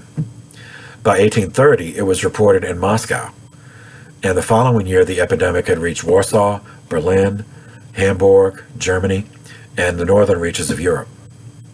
In early 1832, the disease struck London and then Paris. By April of 1832, over 13,000 people in Paris alone died of cholera. By early June of 1832, the epidemic crossed the Atlantic, with Canadian cases reported on June 8th in Quebec and June 10th in Montreal. The disease spread along two distinct pathways into the United States, with reports in the Mississippi Valley in the summer of 1832, and the first documented case in New York City on June 24th, 1832. Other cases reported Albany, New York, Philadelphia, Pennsylvania, Baltimore, Maryland. In New York City, the fear of the disease became so prevalent that out of a population of 250,000 people, at least 100,000 left. So half the population of the city of New York left during the summer of 1832. The steamboat line, owned by Cornelius Vanderbilt, made handsome profits carrying New Yorkers up the Hudson River, where they rented any available rooms in local villages. By the end of the summer, the epidemic seemed to be over, but more than 3,000 New Yorkers had died. So this was the case. So you seminarians and others you may on the channel may have watched the 3 videos I made on the yellow fever epidemics. In this case, this cholera epidemic, it was so severe that it burned itself out quickly. In other words, that it would kill people before they could spread the disease. In the South, where the effects were particularly grievous, Matthias Loris was serving as Vicar General of the Diocese of Mobile, Alabama. We've already met him. He wrote to his mother in France about the conditions. He wrote the letter from Spring Hill College. The letter is dated November 10th, 1832, and it has survived. It read in part, quote, "My dearest mother, you have already written about the cholera in Paris and in the provinces.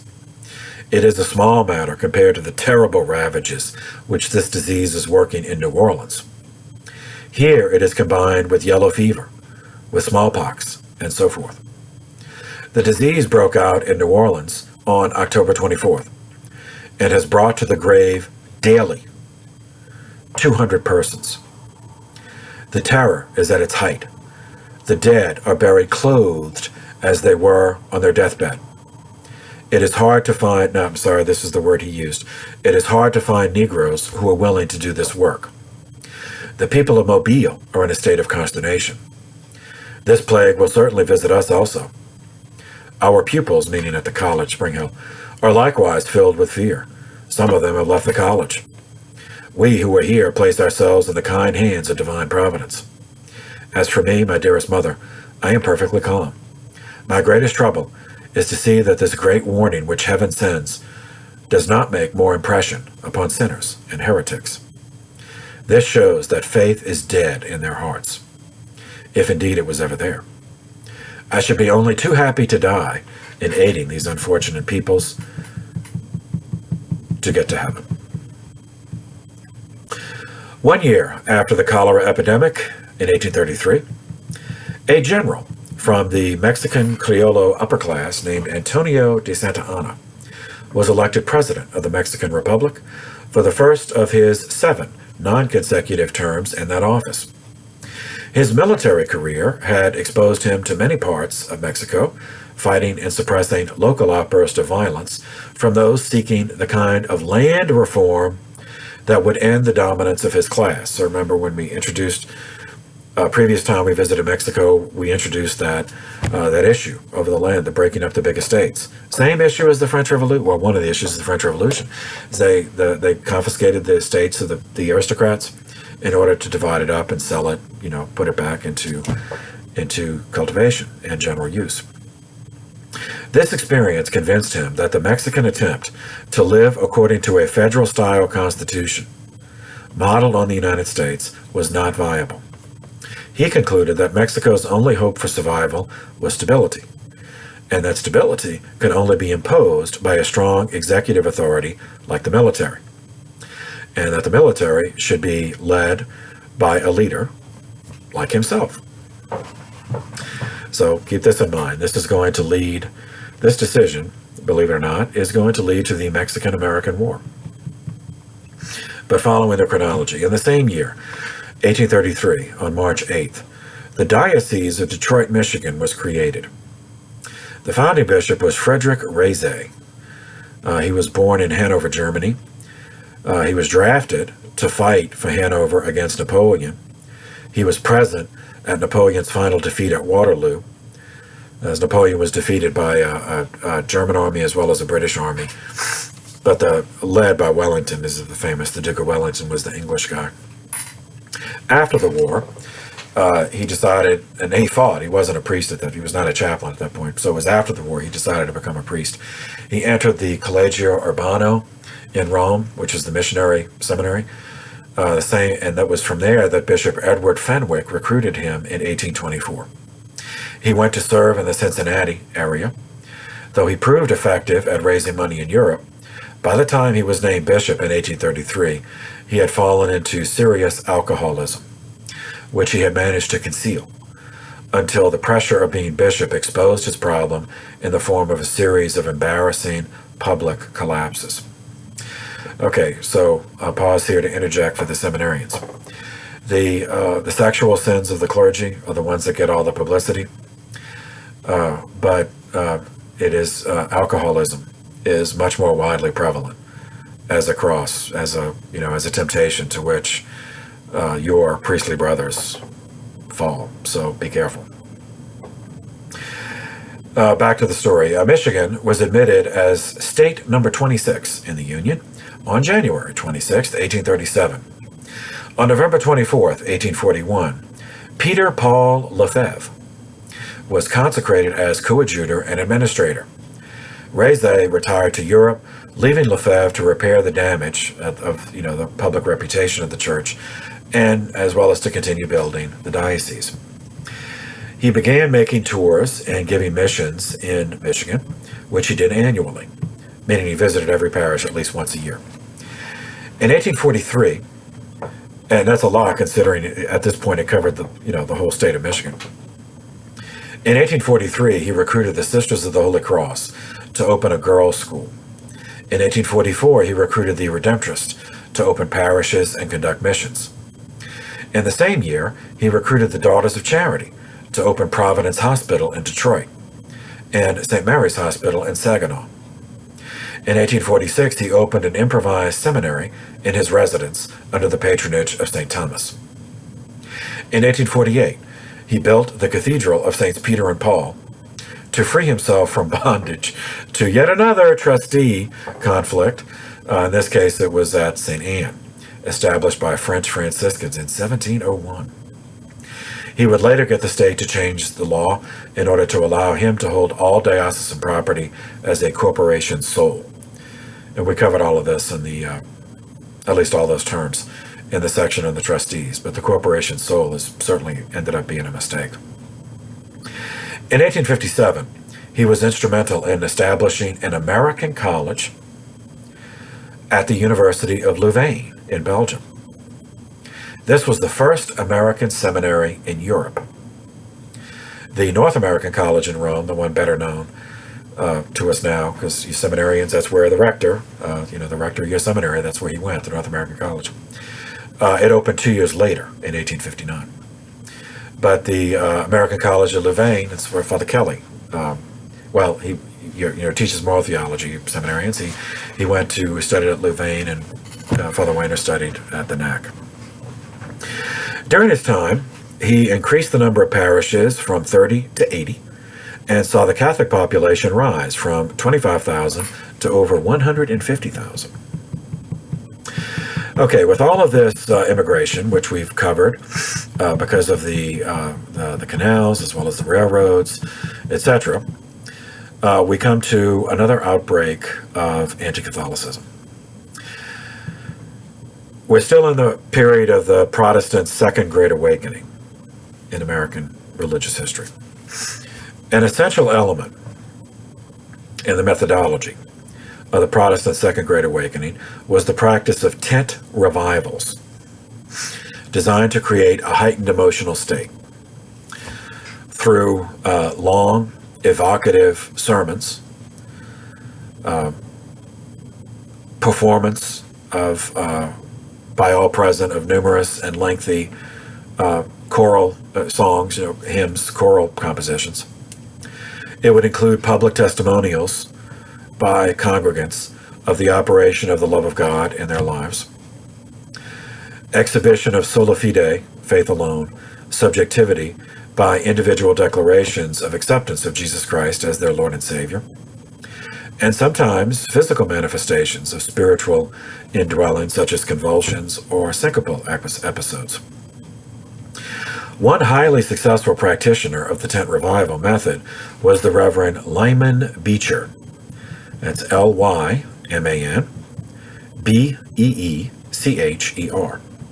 He was a Presbyterian minister, so that's the Calvinist version of Protestantism. He was the founding president of Lane Theological Seminary in Walnut Hills near Cincinnati, Ohio, the purpose of which was to train ministers to win the West for Protestantism, and from their perspective, the West meant west of the Mississippi. Along with his presidency, he was also pastor of the Second Presbyterian Church of Cincinnati. Today, this congregation is Covenant First Presbyterian Church. He served as a pastor for the first 10 years of his Lane presidency. All right, now, why am I mentioning him? Because this is going to connect, even though he's in Ohio, he does the circuit on the tent revivals, so this is going to connect back with Massachusetts. So remember last time we visited Massachusetts was during the episcopacy of Bishop Chevereux. During that time, he founded the Diocese of Boston. We also witnessed the creation of the first Ursuline convent and girls' school in New England, established at Charlestown, Massachusetts. Now, not Charleston, it's spelled Charlestown, but one word, Charlestown, Massachusetts. By 1834, it had 47 girls, students, but only 6 of the 47 were Catholic.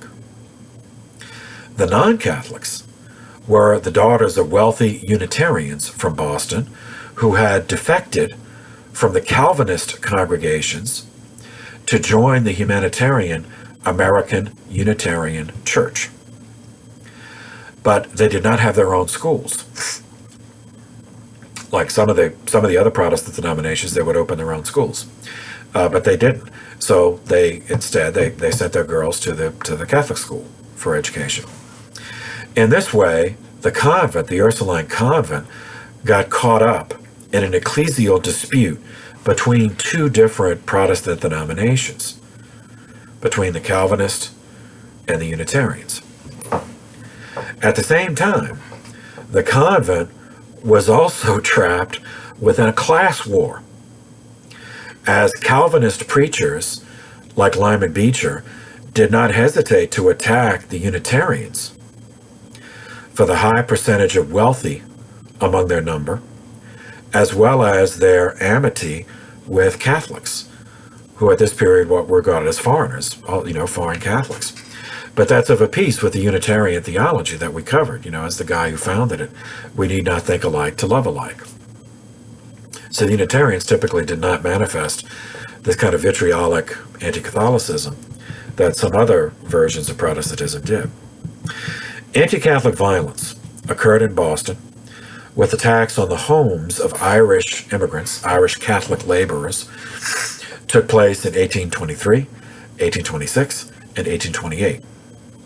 Charlestown, at this period, was separate from Boston. Boston later grew into a huge megalopolis. So but at the time it was I guess we'd say a suburb. Charlestown also had attacks on Irish Catholics in 1833.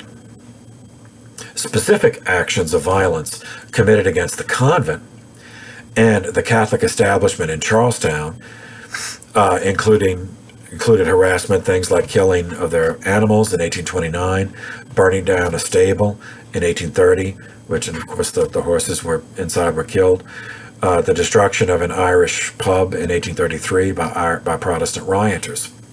So it was building. There was also a simmering hostility ever since Bishop Fenwick purchased 3 acres of land on Bunker Hill to be used as a Catholic cemetery. When he applied for a permit for the land to be used this way, the selectmen, that was the town council, replied that the health regulations of the town prevented the burial of any Roman Catholic, although it did allow the burial of Protestants. Bishop Fenwick proceeded to start burying the dead there anyway, and so the council sued him in court. This litigation was covered in all the papers with great delight and served to further incite the Protestant population against the hated Catholics, both the Irish Catholic immigrants whom they regarded as taking their jobs, and against the Ursuline nuns who were catering to Unitarian defectors from Calvinism. In this environment, all right, so nothing just happens. Like the convent didn't just get burned down. I mean, it did, but that didn't just, poof. There's always a reason.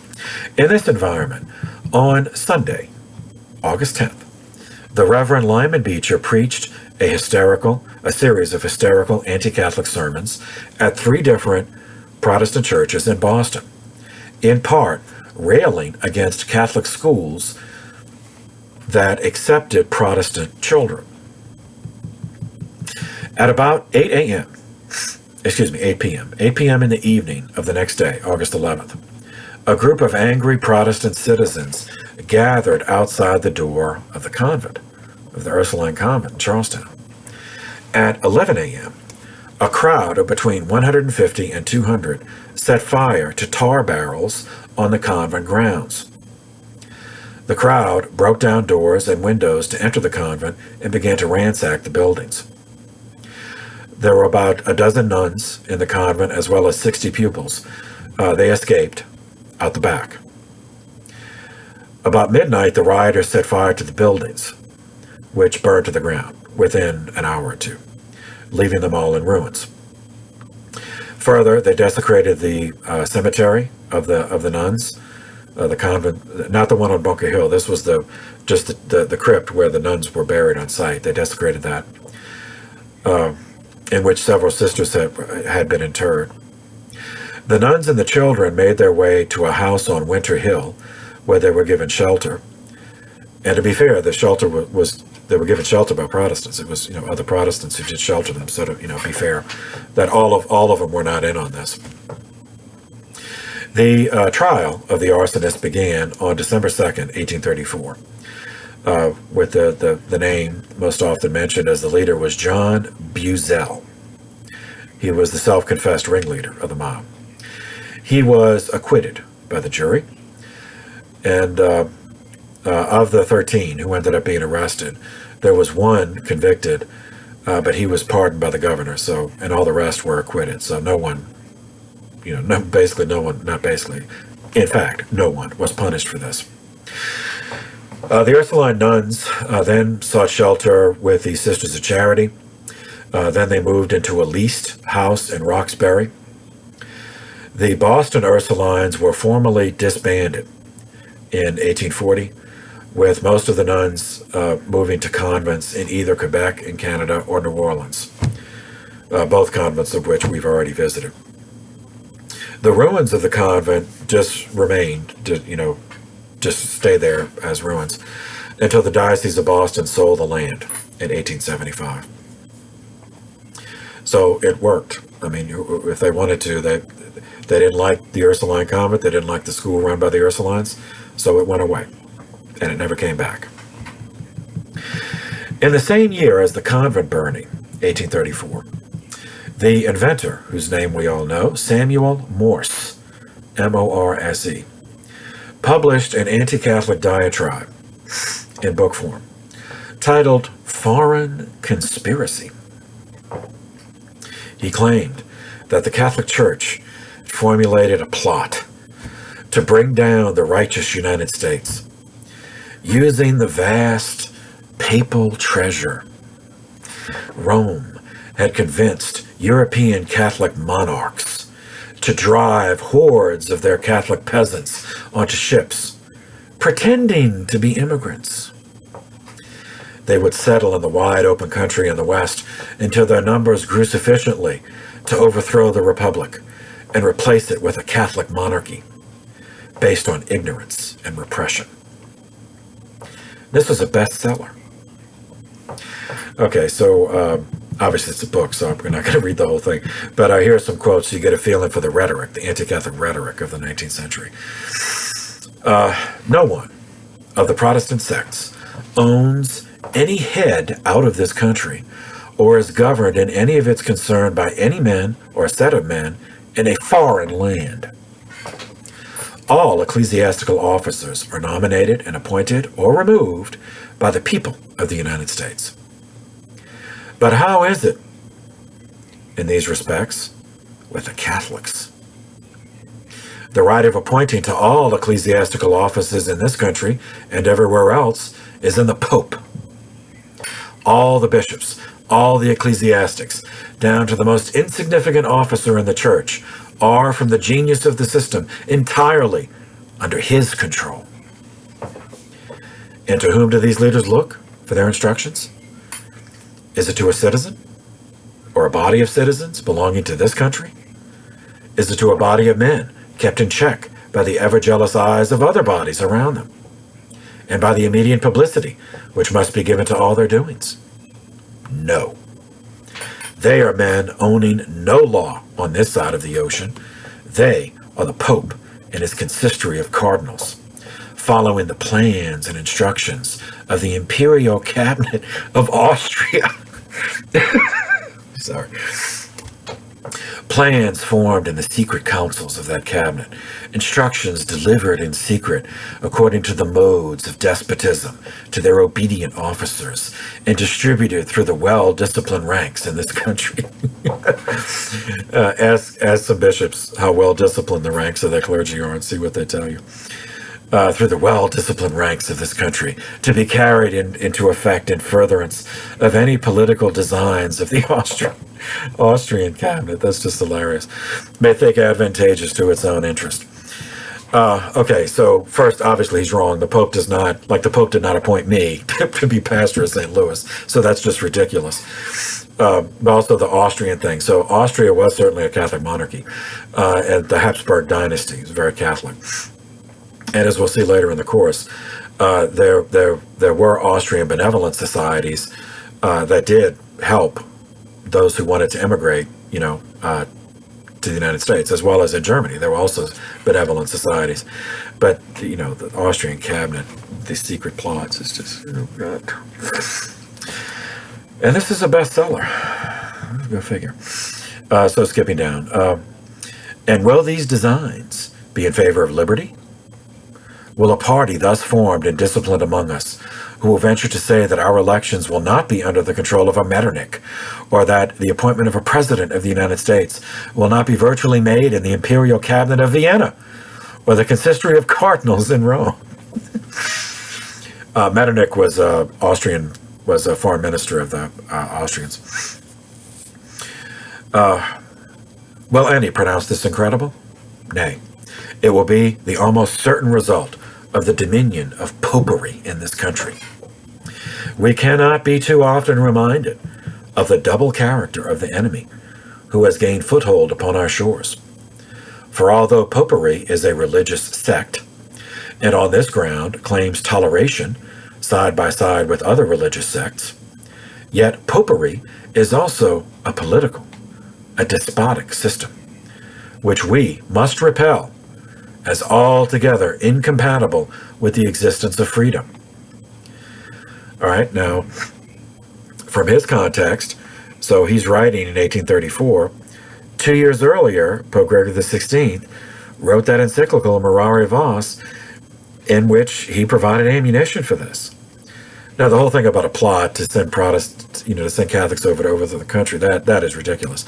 But the Pope did denounce freedom of religion. He did denounce freedom of conscience, freedom of speech, freedom of the press in writing. So this is what I said, it provided ammunition to Protestants, and this is one of them. All right, skipping down. Is it asked, how can we separate the characters thus combined in one individual? How can we repel the politics of a papist without infringing upon his religious rights? I answer that this is a difficulty for the papist, not for Protestants. If papists have made their religion and despotism identical, that is not our fault. Our religion, the Protestant religion, and liberty are identical, and liberty keeps no terms with despotism. Let papists separate their religious faith from their political faith, if they can, and the former shall suffer no political attack from us. If they cannot, or will not, let them not complain of religious persecution or of religious intolerance. If this Republican people, when it shall wake to a sense of danger that threatens its blood-bought institutions, shall rally to their defense with some show of indignation, let them not whine about religious oppression if the democracy turns its searching eye upon this secret treason to the state, and shall in future scrutinize with something of suspicion the professions of those foreign friends who are so ready to rush to a fraternal embrace. Okay, so that's also going on. Same year, 1834, May 6th, the Diocese of Vincennes, Indiana, was created. And later in the century, 1898, the see was relocated to Indianapolis. The founding bishop was a French immigrant priest named Simon Brute de Remour, as were his first 4 successors, reflecting the French colonial settlement of the region. So this guy is now considered a servant of God. That's one of the steps on the way to becoming a saint. Simon Guillaume Gabriel Brute. He was born in 1779 at Rennes, France.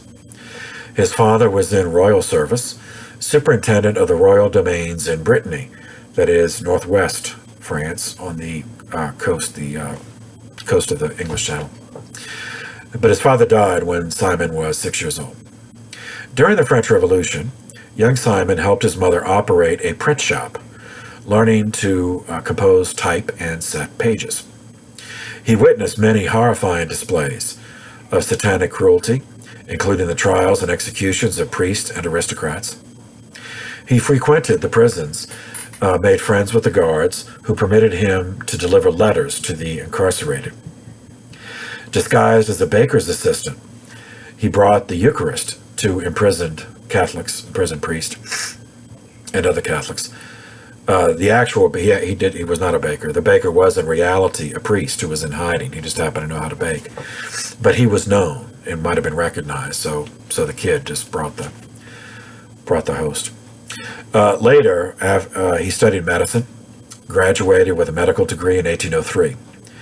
He then decided on an ecclesiastical vocation, and he entered the reopened Seminary of Saint-Sulpice in Paris in November of 1803.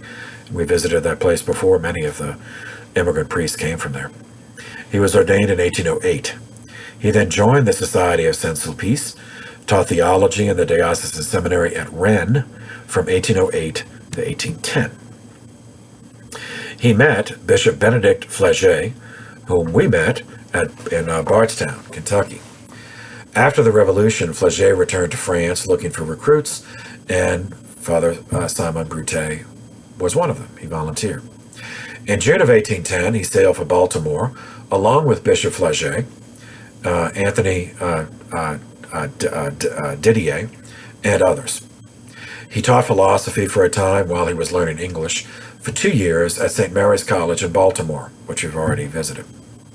He then spent some time on the Eastern Shore in Maryland. That's the eastern shore of the Chesapeake Bay.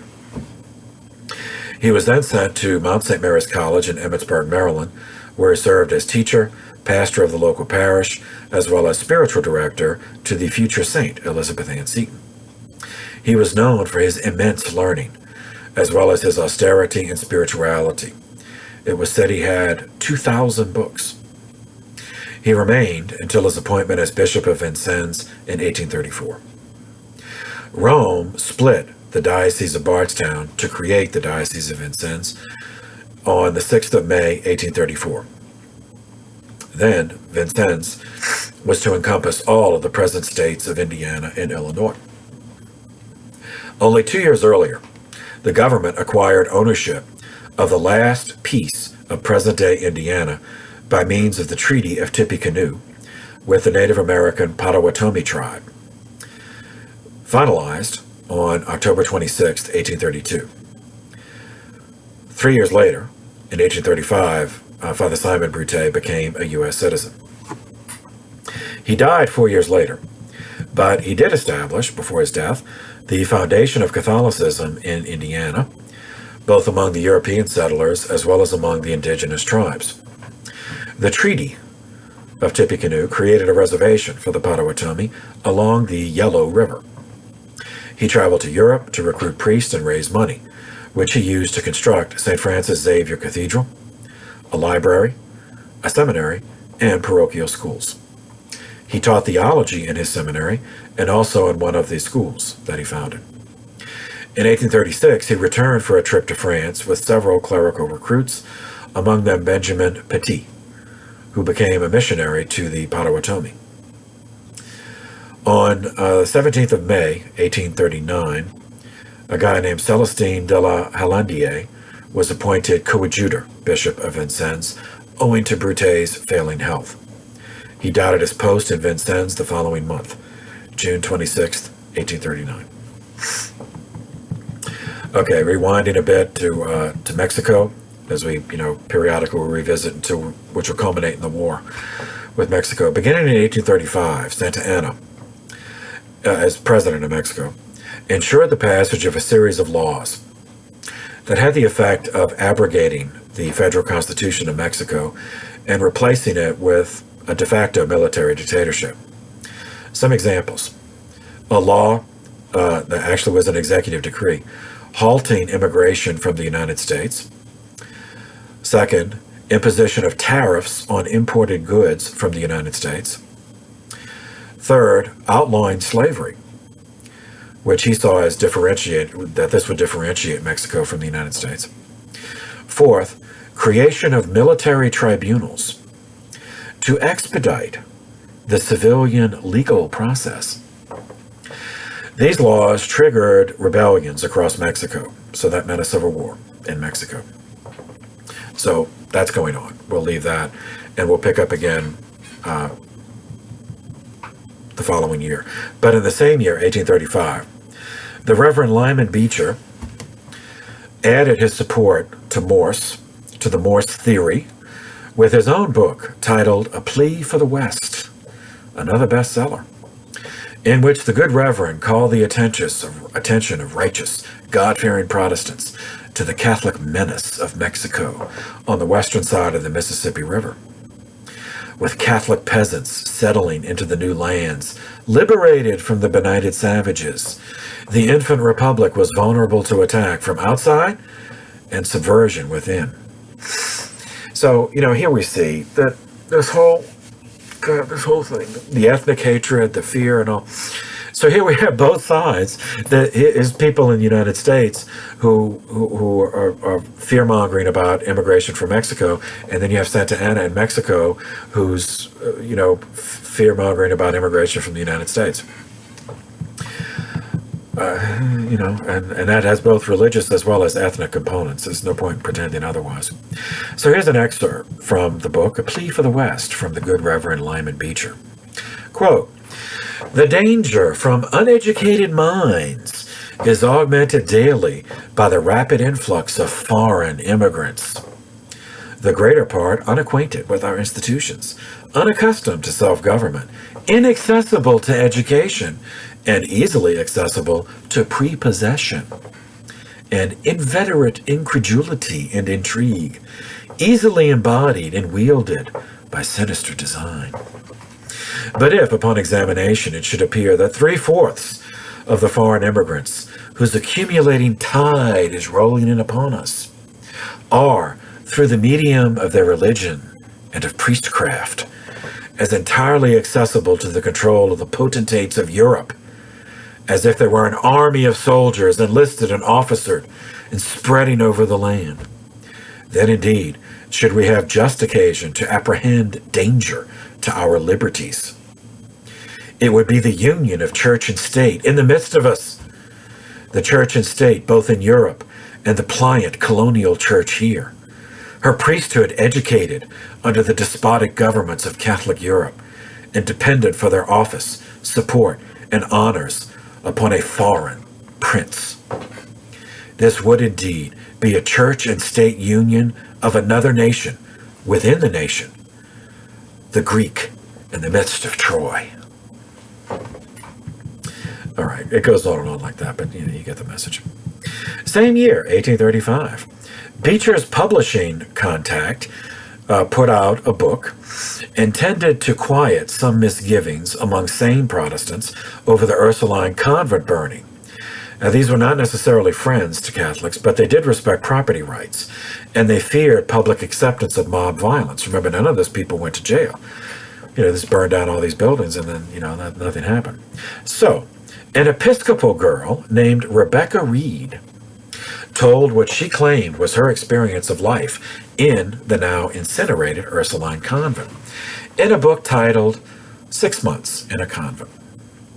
It was pornography, essentially, masquerading as a memoir of a girl forced to endure sexual perversions at the hands of abusive, sadistic, and tyrannical nuns. It was published by the Protestant Boston Printing House of Russell and Metcalf. Following year, 1836, coincidentally and ironically, although there's a reason as we'll see, the first Catholic was appointed to the Supreme Court. Roger Brooke Taney, Taney. And he was appointed Chief Justice in 1836 by President Andrew Jackson.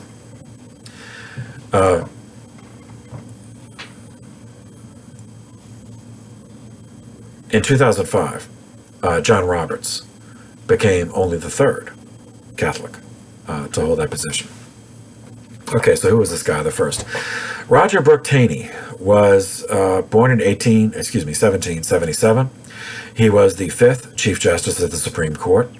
He held office from 1836 until his death in 1864. He's notable not only as the first Roman Catholic, but the first non-Protestant appointed both to a presidential cabinet as well as to the court. Previously had been Attorney General under Andrew Jackson. Obviously, he was a Jacksonian Democrat when he became Chief Justice. Unlike Chief Justice John Marshall, who had supported a broad role for the federal government, meaning he was a Federalist, in the area of economic regulation, Chief Justice Taney, as well as the other justices appointed by President Jackson, more often favored the power of the states. Taney was born in Calvert County, Maryland. Remember the Calverts? We met them long ago. He was the son of Michael Taney and his wife Monica, and her maiden name was Brooke. He was the second son and the third of 7 children, 4 sons, 3 daughters. He was born on a tobacco plantation And yes, that means slave owning. So he was born into a slaveholding family of tobacco planters in Calvert County, Maryland. At the age of 15, he entered Dickinson College in Pennsylvania. Dickinson was named for another founding father. He graduated with honors in 1795. He chose the profession of law. In 1799, he was admitted to the bar. He quickly distinguished himself as one of Maryland's promising young attorneys. He married Anne Phoebe Charlton Key. The Charlton family is one that was related to Elizabeth Ann Seton, and her sister, her brother, Anne Phoebe was the sister of Francis Scott Key, who wrote the national anthem. They married on January 7th, 1806, and they had 7 children together. And we will have occasion to visit Taney again, as he made some rulings on the issue of slavery that are notorious and were on the road to civil war. The next year, 1836, the Protestant anti-Catholic publicity machine sponsored another work of anti-Catholicism titled Awful Disclosures of the Hotel Dieu Nunnery of Montreal. It purported to be the memoir of Maria Monk, who endured a period of slavery in the institution before escaping. Maria Monk, born in 1816, was Canadian. Her book, published in January of 1836. In it, she claimed that the nuns of the religious Hospitallers of St. Joseph of the Montreal convent of Hotel Dieu, whom she called the Black Nuns, that she and other of the girls there were forced to have sex with the priest in the seminary next door. The priest supposedly entered the convent through a secret tunnel. If the sexual union produced a baby, it was baptized and then strangled and dumped into a lime pit in the basement. Uncooperative nuns simply disappeared. The previous book of this type, by Rebecca Reed, concerned a convent that had been burned down. But this one made assertions about a convent still in operation in Canada. So when the book was read by authorities in Canada, they actually believed it. So they said, well, if this is going on, we got to do. So the police went, the Mounties, the Royal Canadian Mounted Police, they went to raid the convent to free the girls being confined in its dungeons as slave prostitutes. The man who led the raid was William Leet Stone, a colonel, religiously Protestant, in the Mounties. He brought a copy of the book with him. Just, and to say, okay, where's this? And he discovered to his surprise that the book did not even get the basic layout of the facility correct. Not the number of buildings, not the layouts, or where's the basement? Well, there's no tunnel. Where's the lime pit with the dead bodies? Oh, it's not there. So word of the fraud in Canada spread. He wrote his report, even though he was Protestant and no friend of the Catholics. He was a professional policeman, so he wrote the report. He said, well, I didn't find, the pit where the dead bodies are disposed. So that got spread in Canada, but of course that was not advertised by the American publicity machine. Their anti-Catholic polemics continued and led to the creation of nunnery committees in several states on the East Coast. These committees included law enforcement and legislative representatives who demanded entrance to convents, inspected the entire facilities, looking for the secret dungeons, and interviewed each nun to ascertain if she was being held against her will. There were several incidents in New England where the committees behaved in a brutal and excessive manner, including vandalism, and that alienated public opinion, resulting in the suspension of the practice when, surprise, no secret dungeons were found. Same year, 1836. Transcendentalism as an American philosophical, literary, and social movement came into being.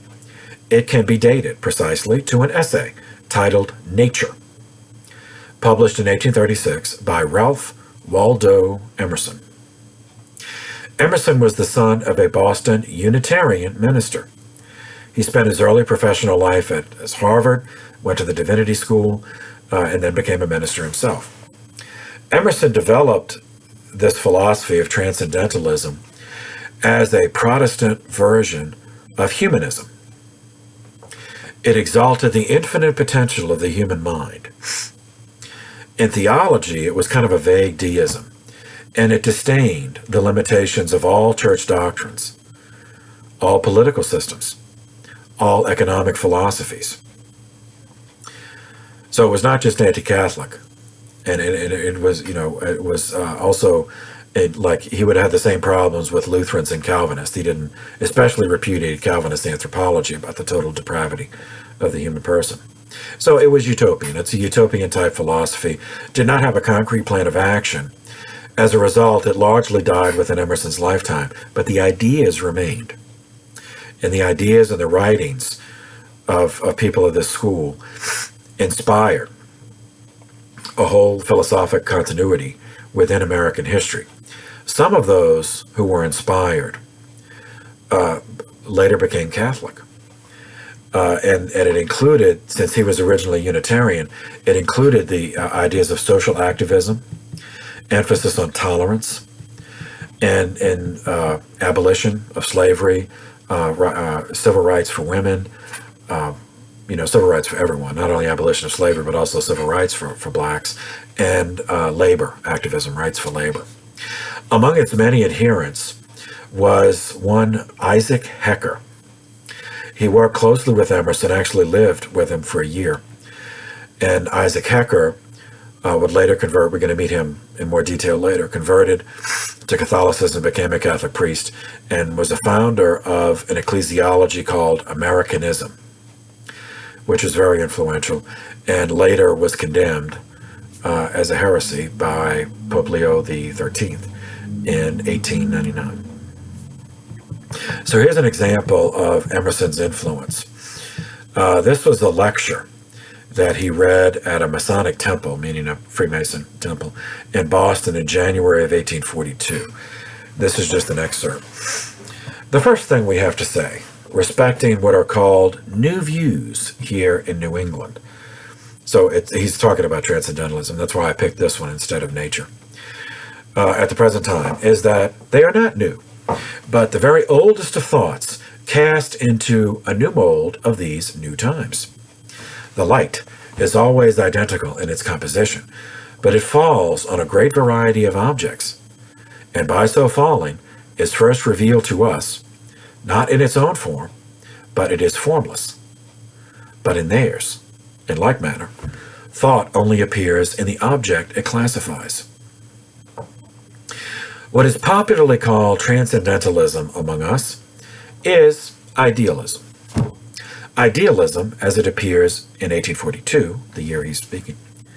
As thinkers, mankind have ever divided into two sects, materialist and idealist. The first class founded on experience, the second on consciousness.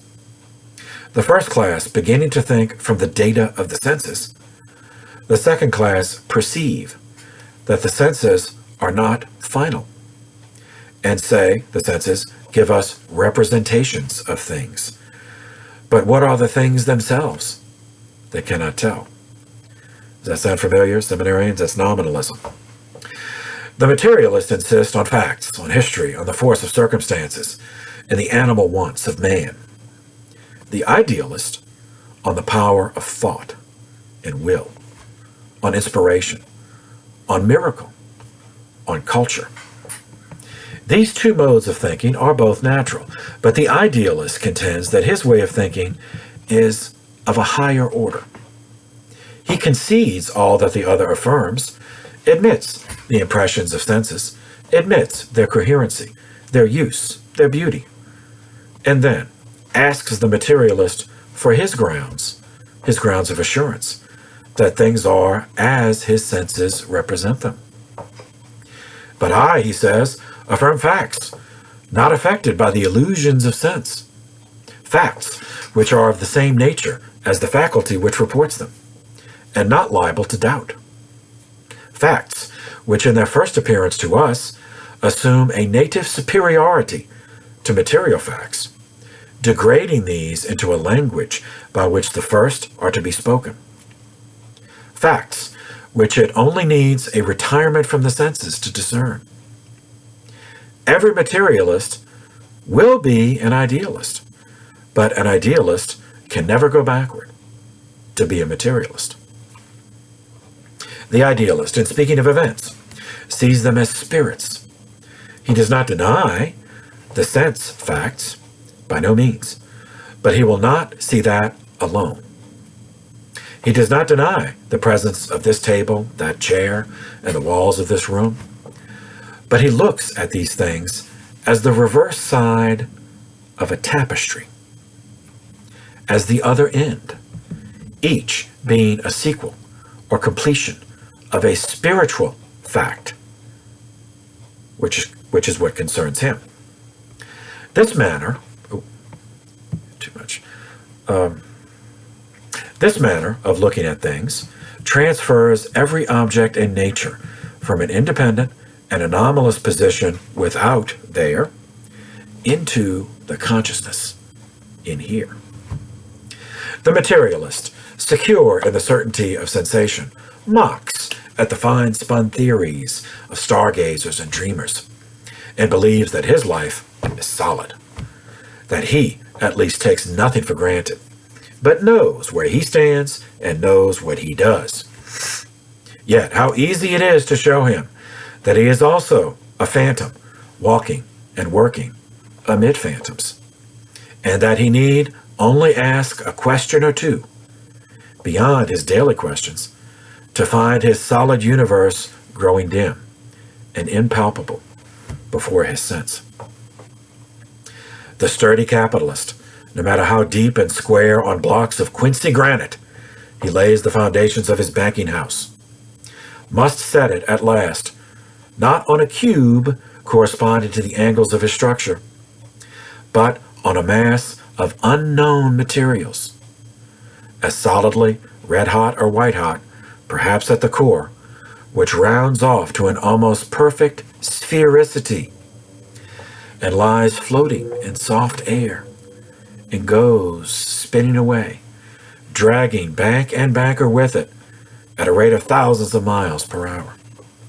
He knows not whither, a bit of bullet, now glimmering, now darkling, through a small cubic space on the edge of an unimaginable pit of emptiness.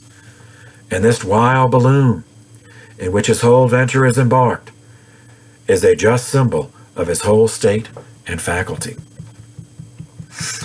All right, he goes on. So what he means is you have the banking house, but it is only a bank based on some non-tangible things like people's belief, that people believe that this is a reliable institution. People believe in the process of banking, of taking out loans and doing all that. So without that belief, then it's nothing. So, that's what the rhetoric means. Okay, skipping down. In the order of thought, the materialist takes his departure from the external world and esteems the man as one product of that. The idealist takes his departure from his consciousness and reckons the world merely an appearance. The materialist respects sensible masses, society, government, social art, luxury, every establishment, every mass, whether majority of numbers or extent of space or amount of objects, every social action. The idealist has another measure, which is metaphysical, namely the rank which things themselves take in his consciousness, not at all the size or appearance. Mind is the only reality of which men and all other natures are better or worse reflectors. Nature, literature, history are only subjective phenomena. So, seminarians, nominalism, you see, way back in the Middle Ages, is still with us.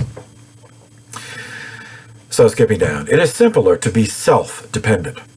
The height, the deity of man, is to be self-sustained, to need no gift, no foreign force. Society is good when it does not violate me, but best when it is likest to solitude. Everything real is self-existent. Everything divine shares the self-existence of deity. All that you call the world is the shadow of that substance of which you are. The perpetual creation of the powers of thought, of those that are dependent and of those that are independent of your will. Okay, seminarians, you catching these references. So pantheism and panentheism. That the creation, the world, is coterminous with the deity. So creation itself is divine, and panentheism, that the individual is within that, and so is divine, and correlatively, it's all one, like it's all one organic whole. As well as subjectivism, we said, nominalism, we said. And this metaphysics. So he's referring to metaphysics, and it is technically a sense. It is a series of philosophical assertions about that which is beyond, that which is non-physical, non-spatial. But is it a metaphysics in the Catholic sense? No, because our metaphysics is objective. We start from the divinity and reason down. So we have God, then we have that which is revealed by God, Scripture and tradition. So that's how our metaphysics goes. But this is not. This is more of a nominalist metaphysics, that there is no absolute. It's just our perception of that, and that's all that really matters. And there was one more. Oh, the pride.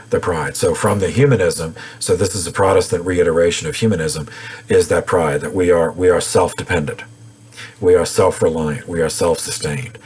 And that also is contrary to our theology of grace, that we absolutely require grace. And even the openness to grace requires grace. So this is the kind of stuff that's going to influence Isaac Hecker when he creates an American Catholic ecclesiology of Americanism. And so you kind of see how it got condemned because it's reviving a number of earlier errors. But this is very consistent with the emerging American ethos. Self-dependent, that it's all my perceptions, that's all that matters. It's the individualism, the frontier mentality. Okay, skipping down. Continuing the articulation of pride. You think me, the child of my circumstances? I make my circumstances. Let any thought or motive of mine be different from that they are. The difference will transform my condition, my economy. I, this thought, which is called I, is the mold into which the world is poured like melted wax. The mold is invisible, but the world betrays the shape of the mold. You call it the power of circumstance, but it is the power of me. The transcendentalist adopts the whole connection of spiritual doctrine. He believes in miracle, in the perpetual openness of the human mind to the new influx of light and power. He believes in inspiration. He believes in ecstasy.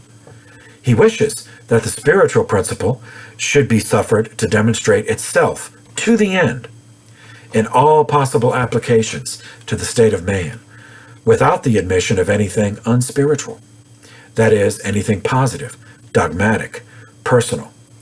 All right, positive, and he's using it a different way. So think of the root, posit. So he's saying rather than anything that is posited by an authority or dogmatic. That's he doesn't like that. That is all. It's the individual is their own final authority. Thus, the spiritual measure of inspiration is the depth of the thought, and never who said it. And so the transcendentalists resist all attempts to palm other rules and measures on his spirit than his own.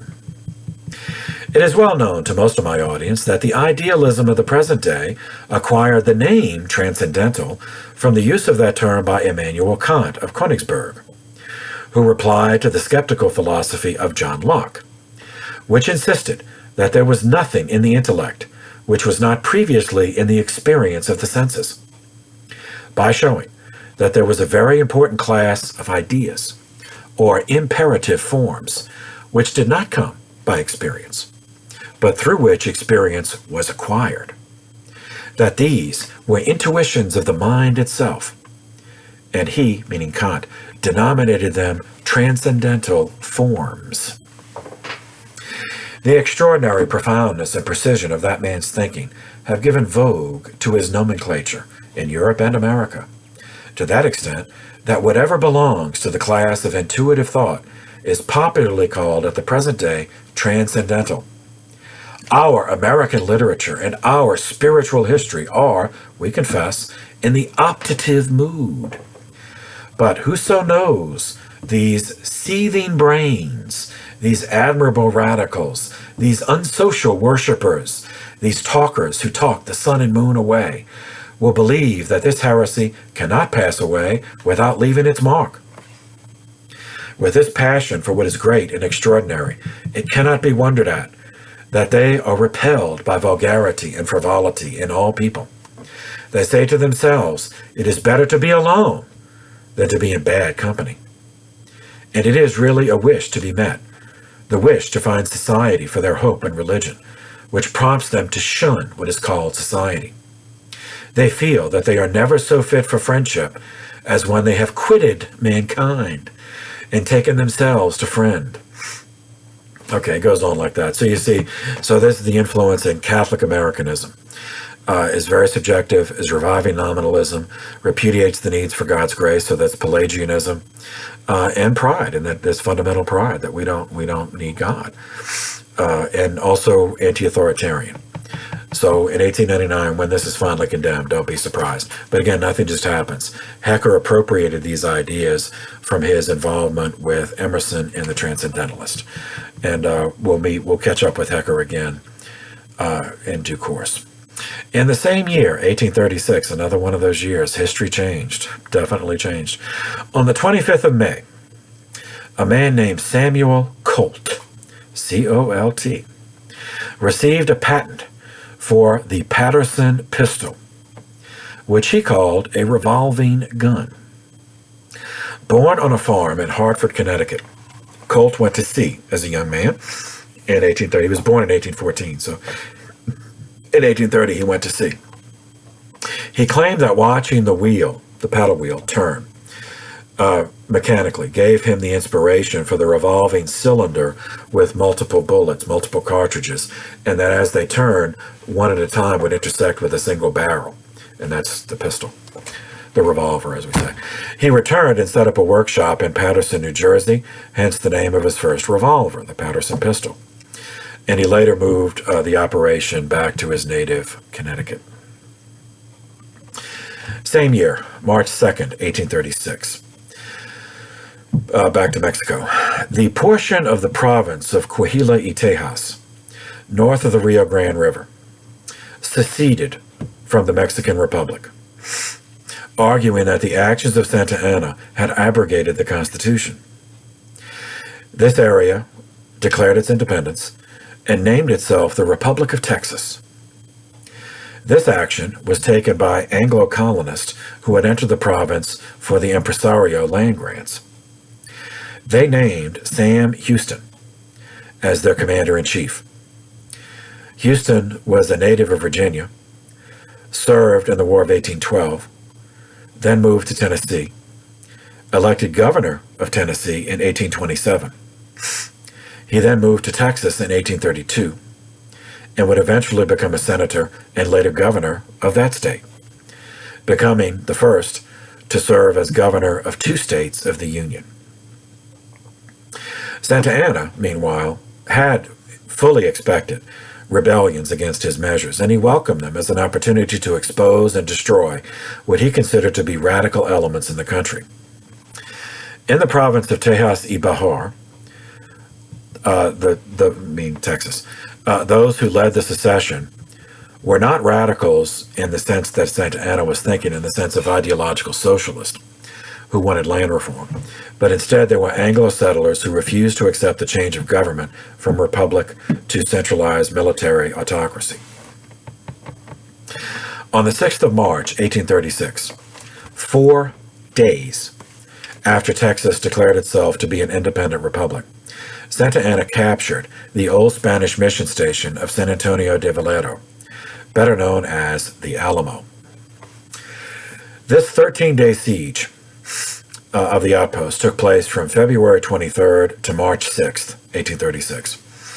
in which 1,500 Mexican troops battled against 259 Anglos. In the end, the Mexicans won a victory, but at the cost of inspiring a degree of hatred on the part of Texans that motivated a level of cohesion that previously had not been present. The Alamo survives today, the building. It's a museum. It's located in the heart of the city of San Antonio, across the street from the post office.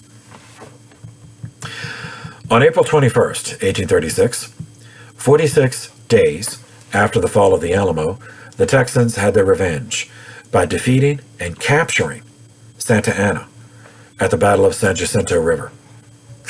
They forced him, well, essentially, there's argument about that, or whether it was a bargain or not, but anyway, Santa Anna signed a treaty recognizing the secession and independence of Texas. But the government back in Mexico, after the capture of their president, refused to recognize the treaty because they assumed, probably correctly, that it was extorted under duress. The Mexican government's refusal to recognize the independence of Texas would lead to a war with the United States a decade later. Same year, 1836, the government of Mexico had the luxury of refusing to recognize the independence of Texas, but the church had to respond to the new reality of a political jurisdiction by realigning its ecclesial jurisdiction. As the Republic of Texas was neither part of Mexico nor the United States, Pope Gregory XVI felt it would need its own national hierarchy.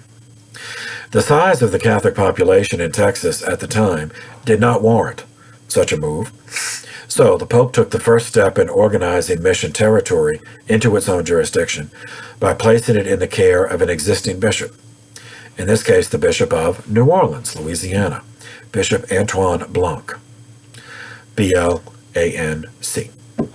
Blanc was a native of France, served as Bishop of New Orleans from 1835 until his death in 1860, and was in office when New Orleans was elevated to be a metropolitan see, making him the first Archbishop of New Orleans in 1850. In the task assigned to him by the Pope, with regard to Texas, Bishop Blanc requested help from the Vincentians, who had been in the Louisiana Territory since Bishop Dubourg invited them to establish St. Mary of the Barons Seminary in Perryville, Missouri in 1818. Okay. Let's see. I gotta see something here. All right. So we're gonna pause here, because next we'll move into President number 8, Martin Van Buren, and then we'll see some more details about the ecclesial organization of Texas, and then we'll move into the Mexican-American War. So we will pause here. For now, thank you for your attention. This session is adjourned.